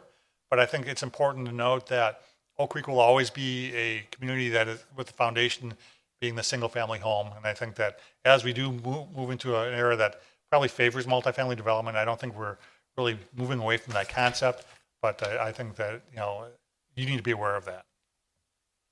Just some of the suggested actions very quickly. We need to establish protocols to provide additional review and analysis when changes are proposed to those going priority single-family sites. Review policies regarding, and this is kind of universal in the review of our policies, but we've got a policy on the books regarding the length of cul-de-sacs and what you can and can't do. You're limited to 15 lots on a cul-de-sac. What's the science behind that? I mean, is that kind of hold true in today versus our public safety? And you've seen tonight where we've encouraged through streets and connectivity. That's part of the reason why we have that policy as well. Our official maps are both a blessing and a curse. The official map roads show how these properties can be developed, but at the same time, many of them are in a state that they're not up to date or really complicate things in such that we tried to make it such that everyone could possibly develop their property. So it really doesn't really take into account the cost and benefit of providing service to one property versus how it really costs in terms of servicing another property. So we just need to be careful. And as we go through our comprehensive plan, our zoning code update, and really look at our official maps, that we think more holistically about how we use the official map as a tool to map those future streets. Let's review our subdivision design standards, our impact fees. Let's take a look at preparing a plan. Those priority single-family sites that we had, let's take a look at how we market those to our development community. Let's prepare a fact sheet to share with those single-family developers who may have not considered Oak Creek a good place to develop. And that goes into our another point. Let's network to promote Oak Creek as a home building destination. A $400,000 price point really gets a lot of people interested in Oak Creek where they might not have been before. some of those sites, when we talked about there are 67 sites, a good deal of those are smaller sites. It's hard to economically develop a small property. You can't spread your costs. So we think that there might be a niche for some builders, I'll call them craft builders, or for your craft developers, to really take on those smaller sites that are a little bit more challenging. Maybe they don't have the overhead of a larger developer, or just their cost structure is a little bit different. And maybe there's an opportunity for some of those craft developers to take on some of those sites that could be developed for single-family residential. And lastly is to, open space. I think everyone can universally agree is a good thing. But I think that we need to take a look at when people make proposals to donate property, or when perhaps maybe the district or some other government agency wants to buy property and keep it in open space. Let's make sure that there's a real reason behind it, that it's open space that needs to be and wants to be preserved. It's just not, a potentially developable site that is being donated for tax purposes. I think we need to preserve our ability to, again, keep the foundation of Oak Creek as a community that really looks at its single-family foundation very seriously and wants to maintain that moving forward. That, in a very small nutshell, is what we've been doing with respect to single-family. You've got the whole report. I'd love to answer any questions you have about the report, about this presentation, about specific sites. If you don't want to do it now, let's do it offline. But that's where we're at. Questions, comments? Greg? I'll have a question afterwards about a specific site. But just a comment, just thanking the team in doing this. I think a lot of times when I hear from residents, oftentimes they say the city needs to stop putting in apartment complexes. The city needs to start building more single-family residence. And I try to politely explain that the city's not building the apartment complexes. The city won't build single-family residence. It's all driven by the market. Right now there's a higher demand for multifamily, so that's kind of what's going in. So this will be, thank the team, because this will be a good tool to interact with the residents and say, look, they were identified as excellent areas for single families. They are going to be marketed to different developments. Hopefully they will come, but again, it's all market driven. It is. Thank you. Thanks, Mayor. I want to echo Greg's comments. Doug, your team did a fantastic job. Very nice, well put together white paper. Did you like the graphics? I did like the graphics. And they were clear, easier to read than the draft version. So we do appreciate that fact.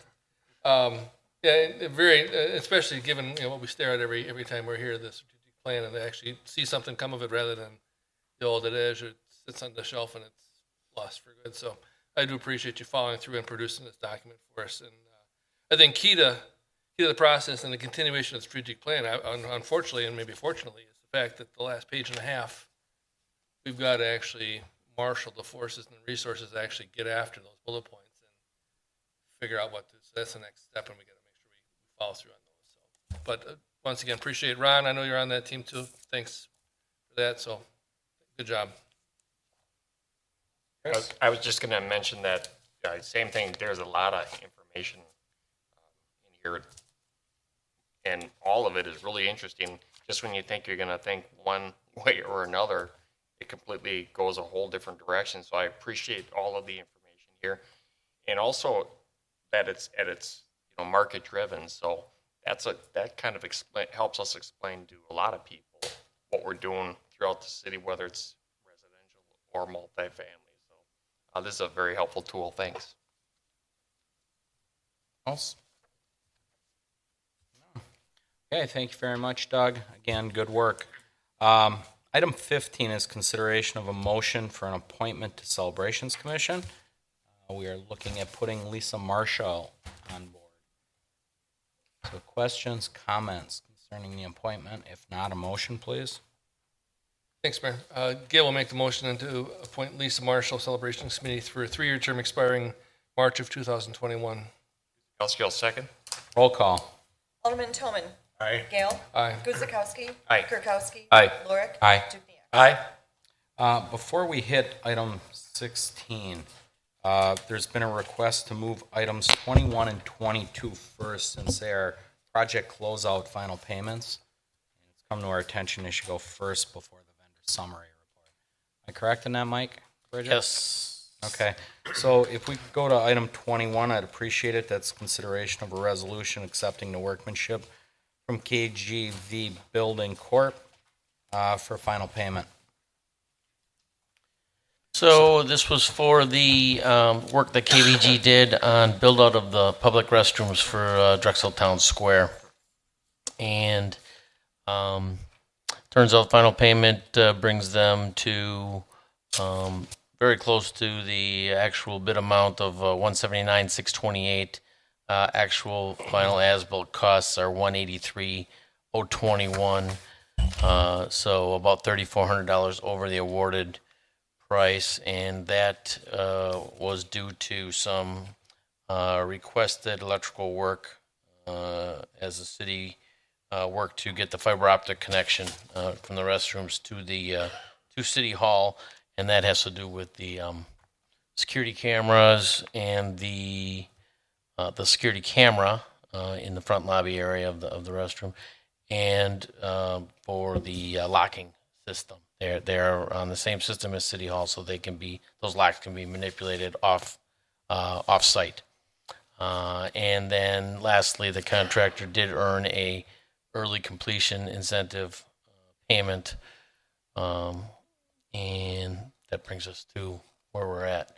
And there was some concern in the process when we were going to be able to get the state plans approved from the plumbing, and then have enough time to do the construction. So there was a completion date of June 15th. We really needed it earlier than that because we wanted it the restrooms open as activity started at Drexel Town Square, and that's the splash pad and the farmers market.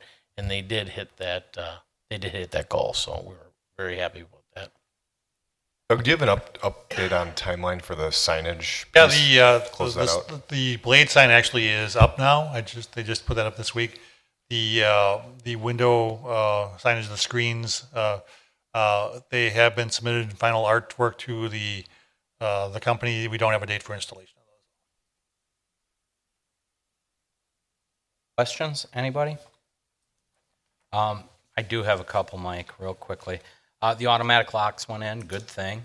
How does PD know somebody's not sitting in there for the evening? Once the door is locked and things go, that somebody just, isn't in the family unit. Yeah, seeking that's shelter. an excellent question. So my honest answer is I don't know. Other than Mike, the Burke Properties, the manager of the Forge and Flare development, is responsible for maintaining and clearing that building. I don't know exactly what their protocols are, but that is, as we negotiated that lease, that is the responsibility of the landlord, so to speak. So we can get some information on how exactly they're going about doing that, but that is that was the mechanism put in place to do that. Okay, and then second question, just an observation. It came out great, getting great feedback whenever I'm out at an event.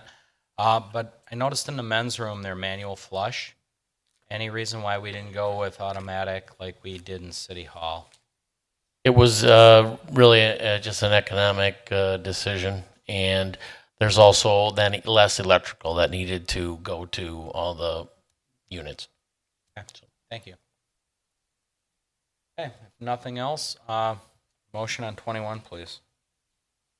Clerk will move to approve resolution number 11959-071718, accepting the workmanship of KVG Building Corp. And authorizing final payment. Kuzikowski, a second. Roll call. On the question before. Whoops, sorry. Was the balance is being paid out of park impact fees as stated here? Was that whole amount? The whole 183? Yes. Hey, that total amount was, okay. All right, thank you. I believe we had a second. We're about up. Chris? Yep. Chris did the second, and then roll call, please. Alderman Gale. Aye. Guzekowski. Aye. Kirkowski. Aye. Lorick. Aye. Dukenyak. Aye. Toman. Aye. Item 22 is consideration of a resolution accepting the workmanship for MP Systems and authorizing their final payment. Mike? So final payment on this is 284, 281. The awarded amount was 285,500. So we are real close to that, within 0.2% of the awarded amount. And this is a unit price contract. There's some items that were above the bid quantity, some that landed below, and in the end came up very close to the awarded amount. So system's been up and running here for going on 1 year now, and project had a couple of rough spots, but in the end came out okay. Okay. Questions, comments from Mike on the intersection of 10th and Drexel? Okay, I got one. Sorry. Just had a lot of residents say, why isn't the arrow a green left-hand turn heading west or right for that? Right, we are looking into that, and we've heard that. We received that call as well. So it's Thank you. It has to do with the vision as they're trying to get through, and they're not comfortable with the trucks. Right. Being able to see around them on the flashing yellow. So Thank you. I just we can make adjustments with that. Just want to be able to say to them it's being looked at. Thank you. Motion on 22, please. Clerk moves that the council approve resolution number 11960-071718, accepting the workmanship of MP Systems and authorizing final payment for project number 17021. Kirkowski will second. Roll call. Alderman Guzekowski.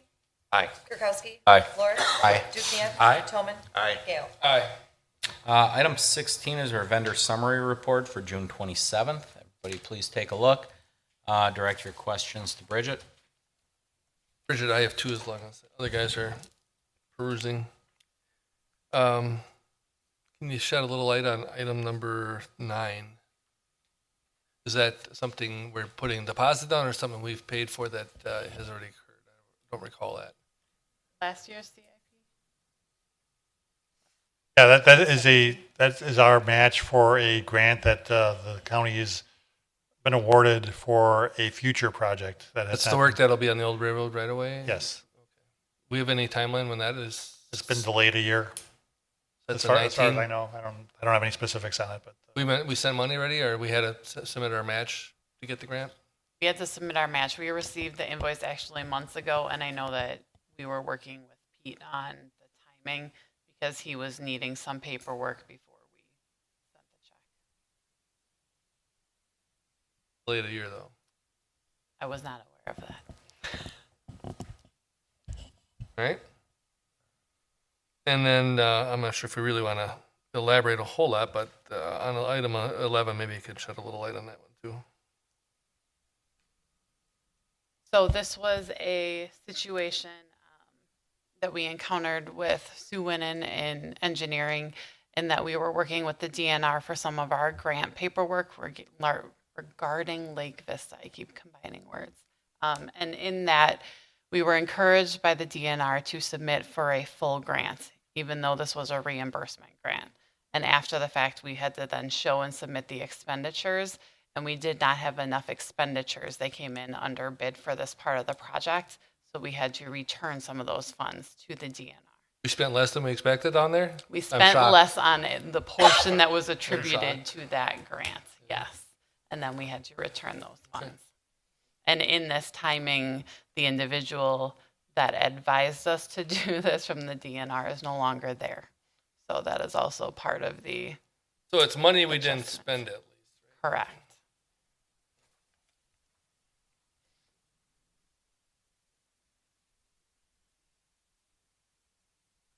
Anything else for Bridget on 16?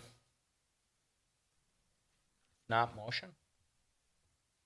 Clerk will move that the council approve the June 27th, 2018 vendor summary report in the combined total of $754,786.98. Dukenyak, second. Oh, go ahead, Ken. Roll call. Alderman Kirkowski. Aye. Lorick. Aye. Dukenyak. Aye. Toman. Aye. Gale. Aye. Guzekowski. Aye. Item 17 is our vendor summary report for July 11th. Please take a look. And once again, questions over to Bridget. Remember, we didn't have a July meeting. That's why you have 2 vendor summary reports. In a 6-item agenda. 30. Just on 3, for the landscaping at Lake Vista, I thought we were trying to do a portion of that ourselves, as our DPW. That's correct, Chris. And we did have DPW and Parks Division drop a plan. And then we met as a group and we're not enthralled with the plan. Okay. And went out for RFPs and got some professional landscaping companies to come in and or to drop a plan. And we ended up then going through council and getting approval to go with Brett Ochtenheimen. So streets, DPW Parks did take care of the they did take care of the benches and the garbage cans, and then they also did get some picnic tables and umbrellas out at the pavilion. Okay, thank you. Okay, if nothing else, motion on 17. Clerk will move that the council approve the July 11th, 2018 vendor summary report in the combined total of $641,915.29. Kirkowski will second. Roll call. Alderman Lorik. Aye. Dukenyak. Aye. Tillman. Aye. Gale. Aye. Guzekowski. Aye. Kirkowski. Aye. Item 18 is consideration of a motion to approve purchase of the Lucas chest compression system in the amount of $16,000 for assisting in CPR. Looks like we have Chief Rosendich here to elaborate.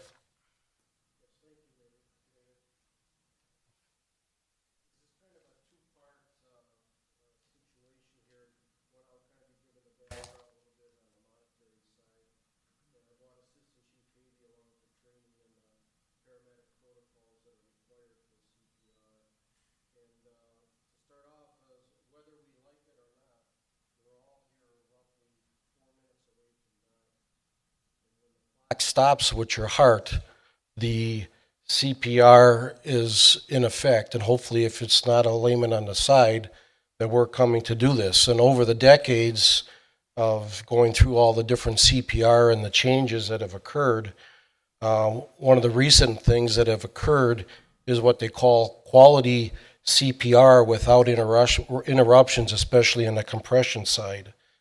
And through this process, and then I'll turn it over to Mike, is a device that's been on the market for a couple of years. It's called the Lucas device. Thanks, Chief. Assistant Chief Mike Havey, EMS Program Manager. A little background why we're choosing the Lucas device. Within the last 2 years, we've been able to capture data using our Zoll monitor and actually measure quality of CPR. So we can measure the depth, and AHA guidelines are about 2 inches, the rate, 100 to 120 compressions per minute, and the recoil effect. So we see our progressions from our providers, and it's time-stamped. So we look at the duration. Usually our cases are 30 to 50 minutes of CPR in duration. And our providers, we are usually switching out within 2 minutes of each cycle. So those providers are giving over 2 to 240 compressions in their cycles and switching out to another provider. And we do use our bystanders, our police officers are also CPR trained, but the duration and there's a fatigue factor towards the end of those cycles that we look at. And some of that data that we kind of draw in, we'd like to look at increasing those outcomes of survivability, because the quality of CPR is what the ultimate goal is. So with this mechanical CPR device, I think we can help achieve that while using that device in lieu of some of the CPR providers to give them some of the rest. If there's any other questions on the device specifically, I can answer that. Questions? Mike, you have any scientific data, empirical studies done on this thing? How effective is it? So the Lucas device itself is fairly new on the market. Within the last 3 or 4 years, Milwaukee County itself, our medical director, does advocate for the use of the mechanical CPR device. rates that they're tough to measure as far as its effectiveness versus providers, because the sensoring and capturing device doesn't measure up with a compressor's hands. So the recovery rates are noticed more on the post-hospital end. As far as survivability rates, they're increasingly several percentage points above when a mechanical device is being utilized versus providers doing CPR compressions. It also does bear in effect that if we're transporting a patient that needs CPR, it's dangerous and it's not safe, and our medical director does not really encourage us to be doing CPR in the back of a moving ambulance. This device can be utilized in an ambulance and secured to the stretcher, and we can continue CPR en route to the hospital.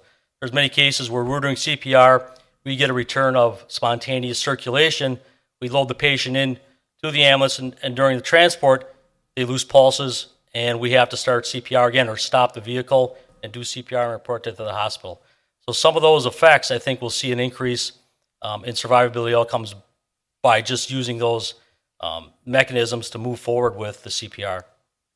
See, we're only buying one. How do other departments typically equip their staffs with these things?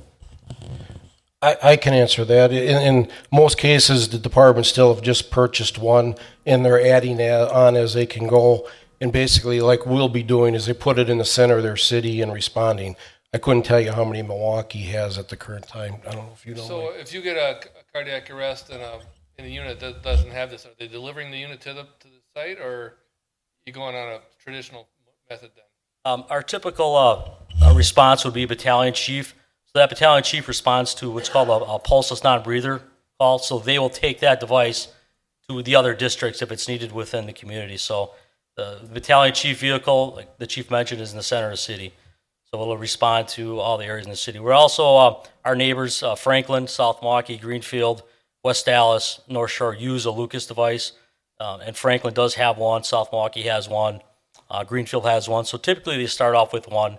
As the chief mentioned, when funds become available, they can increase their. So this thing will be in the battalion chief's vehicle, not an ambulance? That's correct. Okay. And that always responds to this kind of code or this kind of. Yeah, well, what can happen is, let's say we do put it in a med unit in the center of the city, it goes to freighter. Now the thing's out there, now you have a potential for another one.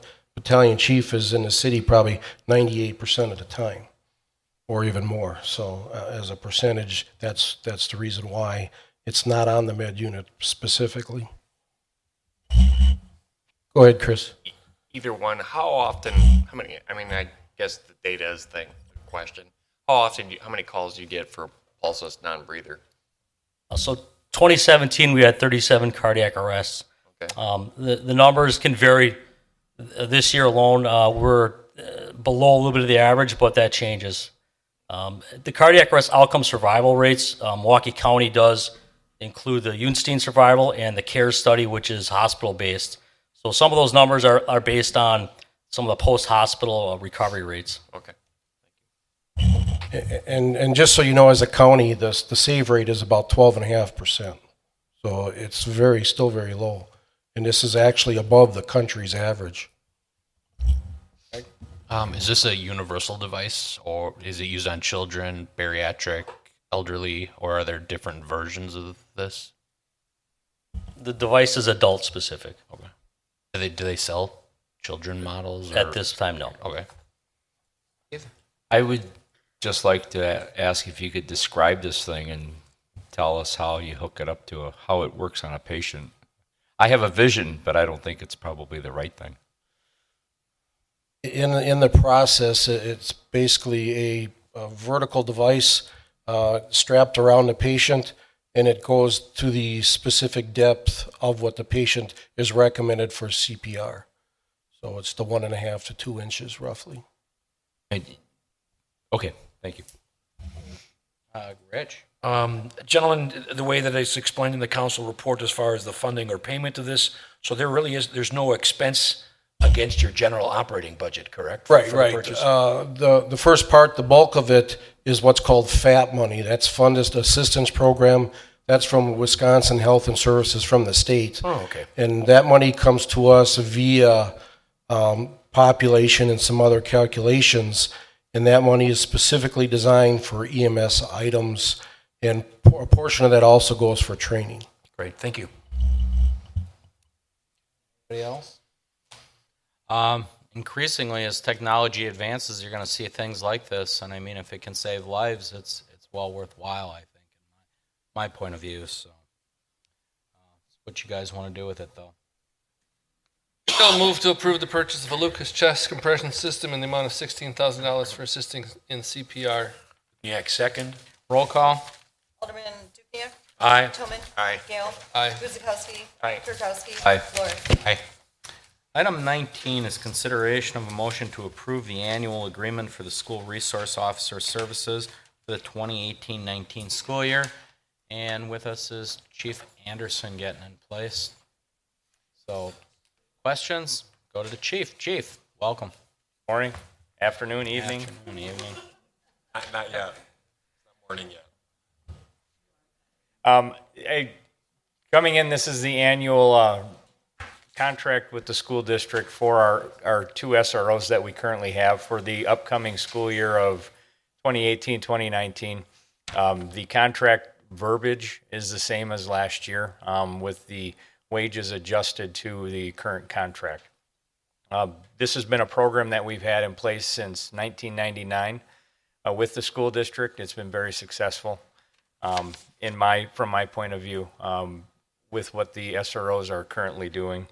And the one change we made last year with the school district, other than covering 50% of the wages, they are still covering with this contract 50% of the overtime for all SRO-related events. Questions for Chief Anderson? Greg? Has the school district approached you in trying to get a third? And is there, I guess, restrictions with current staffing budget? So, and I did put that out in our council bullet points. Has been discussion. They've budgeted for the last 2 years for another school resource officer. With the staffing levels that we have, it would have to be an additional body to do that. There will be some upcoming discussion. If that would take place, it would give us the opportunity to have an SRO at each middle school, but also to have an SRO presence in the elementary schools with our officers. So, but that's completely separate from this contract. This contract covers the two current ones that we have. Chris? I just have a question regarding, the payment of this. Has there ever been any discussion on why the school district, why we pay half? Wouldn't a school district, wouldn't they want to pay all of this funding for the officers, just out of curiosity? To my best knowledge with this, and every community that has this has a little bit different setup. I mean, there are probably some that have half, but there's some that don't have as much compensation. There's some that may have more. Since 1999, this has been what our agreement has. It doesn't mean that in the future we can't look to try and adjust that. But this has been what, and I did have discussions ahead of time with the city administrator, with the past contract. Melissa's looked at it, but this is because we've talked about what other communities have done, and everybody has a different parameter for what they're doing. So we're pretty much right in the ballpark with a lot of them.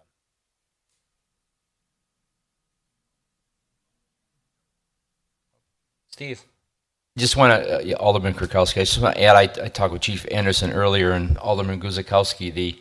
I didn't know this, but we have the benefit of using that officer when the school's not in session. So we, like the summer months and stuff. So we do benefit from him not being at the high school during that period. So.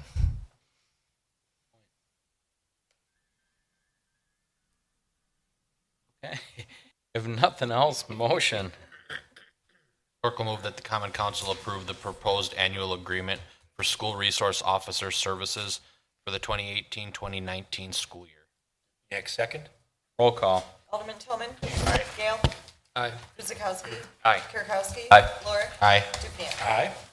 Item 20 is consideration of a resolution authorizing a water main improvement and levying special assessments against benefited properties on Depot Road from Fifth Avenue, 130 feet west of Fifth Avenue. Ron? Good evening. Well, let me start with some background on this one. This is over on the corner of Fifth Avenue and Depot Road, southwest corner. What happened back in 1981? There was a temporary agreement in place. If you look at the graphic there was a temporary agreement in place to run that water lateral. There's a light blue water lateral coming off of Fifth Avenue there, serving 9079. Well, at the time in 1980-81, 9079 and 3863, there was a building on 9079.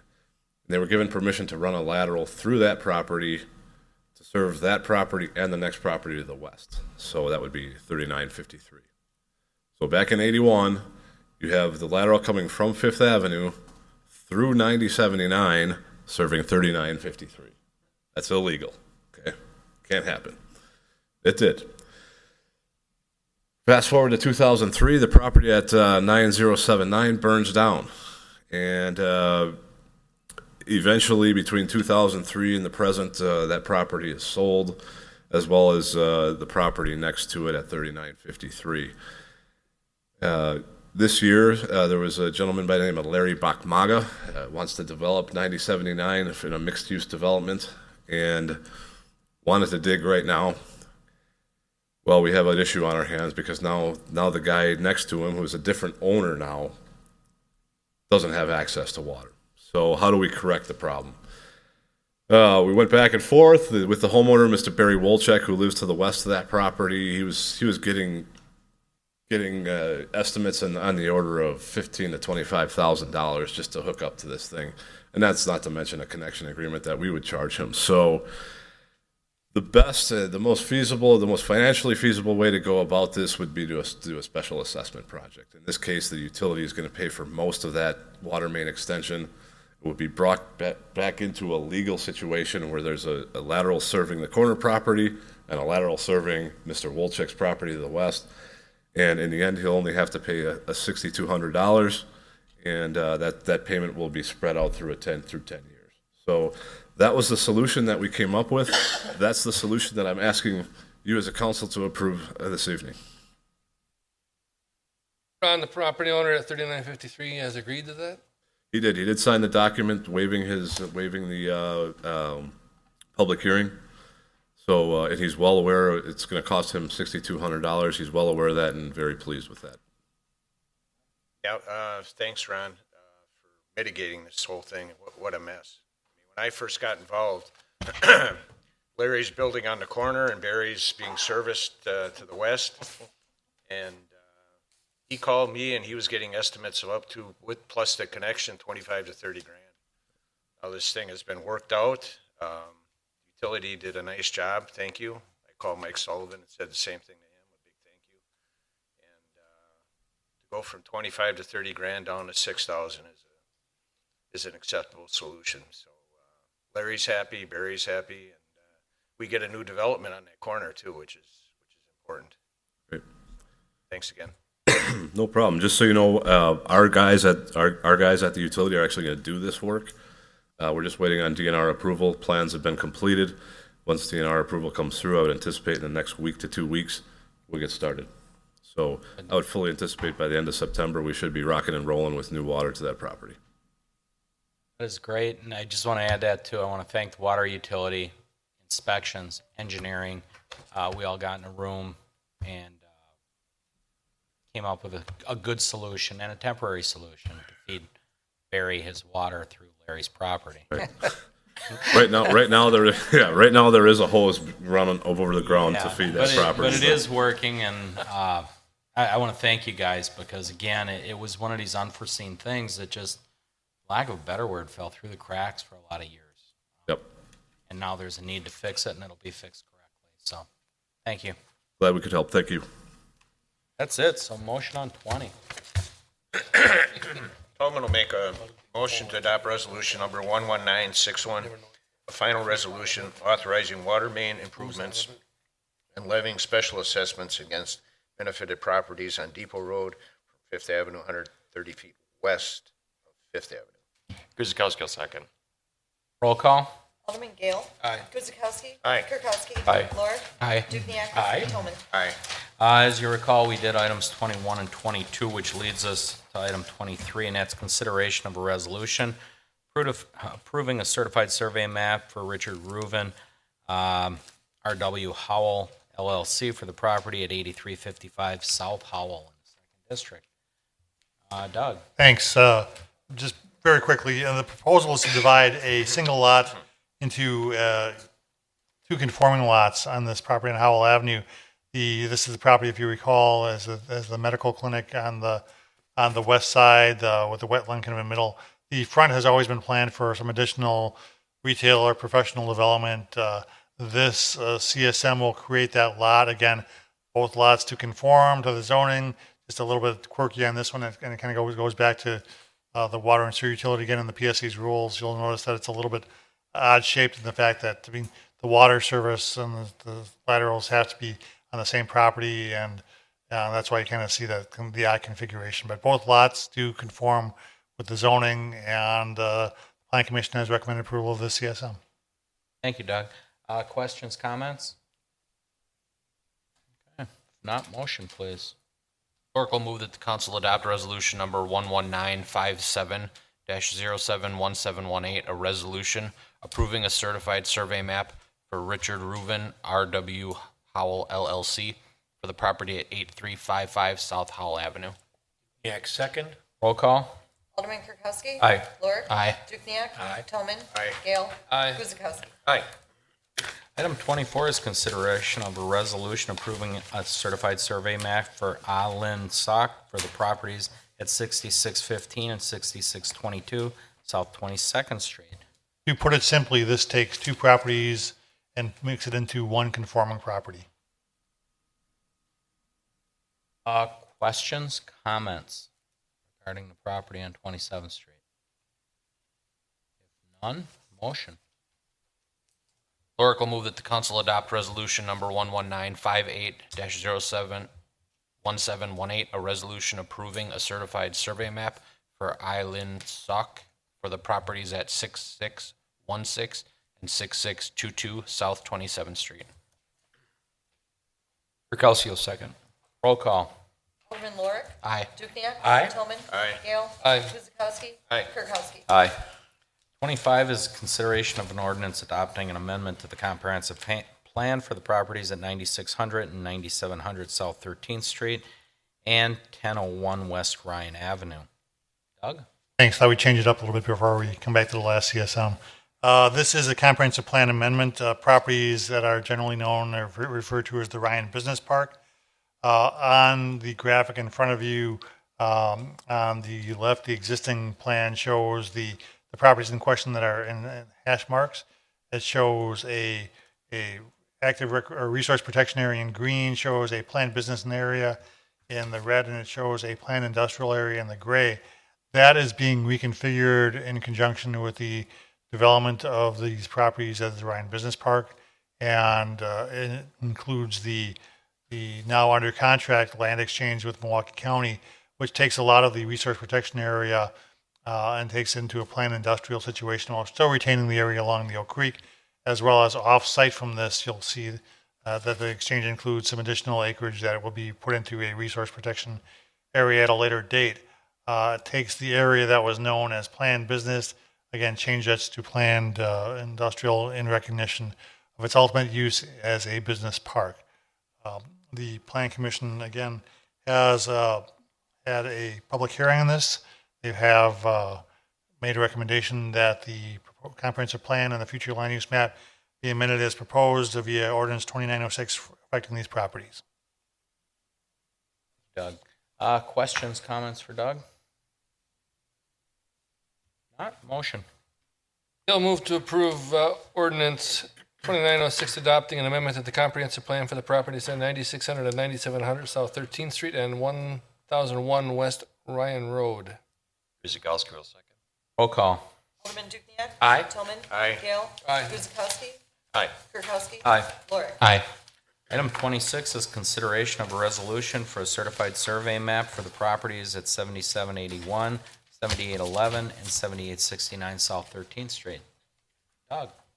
So this CSM for the properties on the northwest corner, of 13th and Drexel Avenue, affectionately known as the Summerstone properties. If you recall, there were a number of residential properties that are being consolidated into the larger 24-acre property for a future planned development. This takes those individual residential properties that they had acquired, and they consolidate that into the one larger parcel. Also creates a smaller parcel for a single medical user that they have interested in, actually under contract for the hard corner of 13th and Drexel, which will be actually the subject of a public hearing for a rezoning of that coming up at the next meeting, I believe.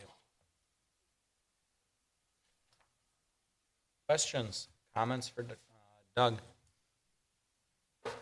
Seeing none, motion. Kirkowski will make a motion that the council adopt resolution number 11962-071718, a resolution approving a certified survey map for John Thompson for the properties at 7781, 7811, and 7869 South 13th Street. Oracle second. Roll call. Alderman Toman. Aye. Gale. Aye. Guzekowski. Aye. Kirkowski. Aye. Lorik. Aye. Dukenyak. Aye. And that brings us to the License Committee, so I'd like to turn over item 27 to Alderman Kirkowski. Thank you, Mayor. I assume everybody has received the Common Council report for the License Committee. Does anybody have any questions regarding that report? No, sir. Well, then, there's no questions. Kirkowski will make a motion to grant the various license requests as listed on the July 17, 2018 License Committee report. Dukenyak, second. Roll call. Alderman Gale. Aye. Guzekowski. Aye. Kirkowski. Aye. Lorik. Aye. Dukenyak. Aye. Toman. Aye. Item 28 is consideration of a motion to convene into closed session pursuant to Wisconsin State Statutes 19.85, Parent 1, Parent E, to discuss the proposed finance development agreement by and between the City of Oak Creek and Ryan Business Park LLC for the properties at 741 and 1001 West Ryan Road and 9600, 9700, and 9900 South 13th Street. Council President Gale. Thank you, Mayor. Gail will move to convene in the closed session pursuant to Wisconsin State Statute, Section 19.85, Sub 1, Sub E, to discuss a proposed finance development agreement by and between the City of Oak Creek and Ryan Business Park LLC for the properties at 741 and 1001 West Ryan Road, and 9600, 9700, 9900 South 13th Street. Guzekowski, second. Roll call. Alderman Guzekowski. Aye. Kirkowski. Aye. Lorik. Aye. Dukenyak. Aye. Toman. Aye. Gale. Aye. We'll now convene into closed session and return at its conclusion. Thank you. Now consider a motion to reconvene. Gail will move to reconvene in the open session. Guzekowski, second. Roll call. Oh, that's okay. Alderman Kirkowski. Aye. Lorik. Aye. Dukenyak. Aye. Toman. Aye. Gale. Aye. Guzekowski. Aye. And we have no action to be taken. So before we move for adjournment, I just would like to remind everybody that this weekend our farmers market enters its second half, I guess you could call it, for the season, starting at 9 a.m. on Saturday morning till 1. Tomorrow is the food trucks right here in Drexel Town Square, as well as concerts in the park over at the community center. So get out there, explore, and enjoy Oak Creek. With that, motion for adjournment. Kirkowski will make a motion to adjourn. Oracle second. Roll call. Alderman Lorik. Aye. Dukenyak. Aye. Toman. Aye. Gale. Aye. Guzekowski. Aye. Kirkowski. Aye.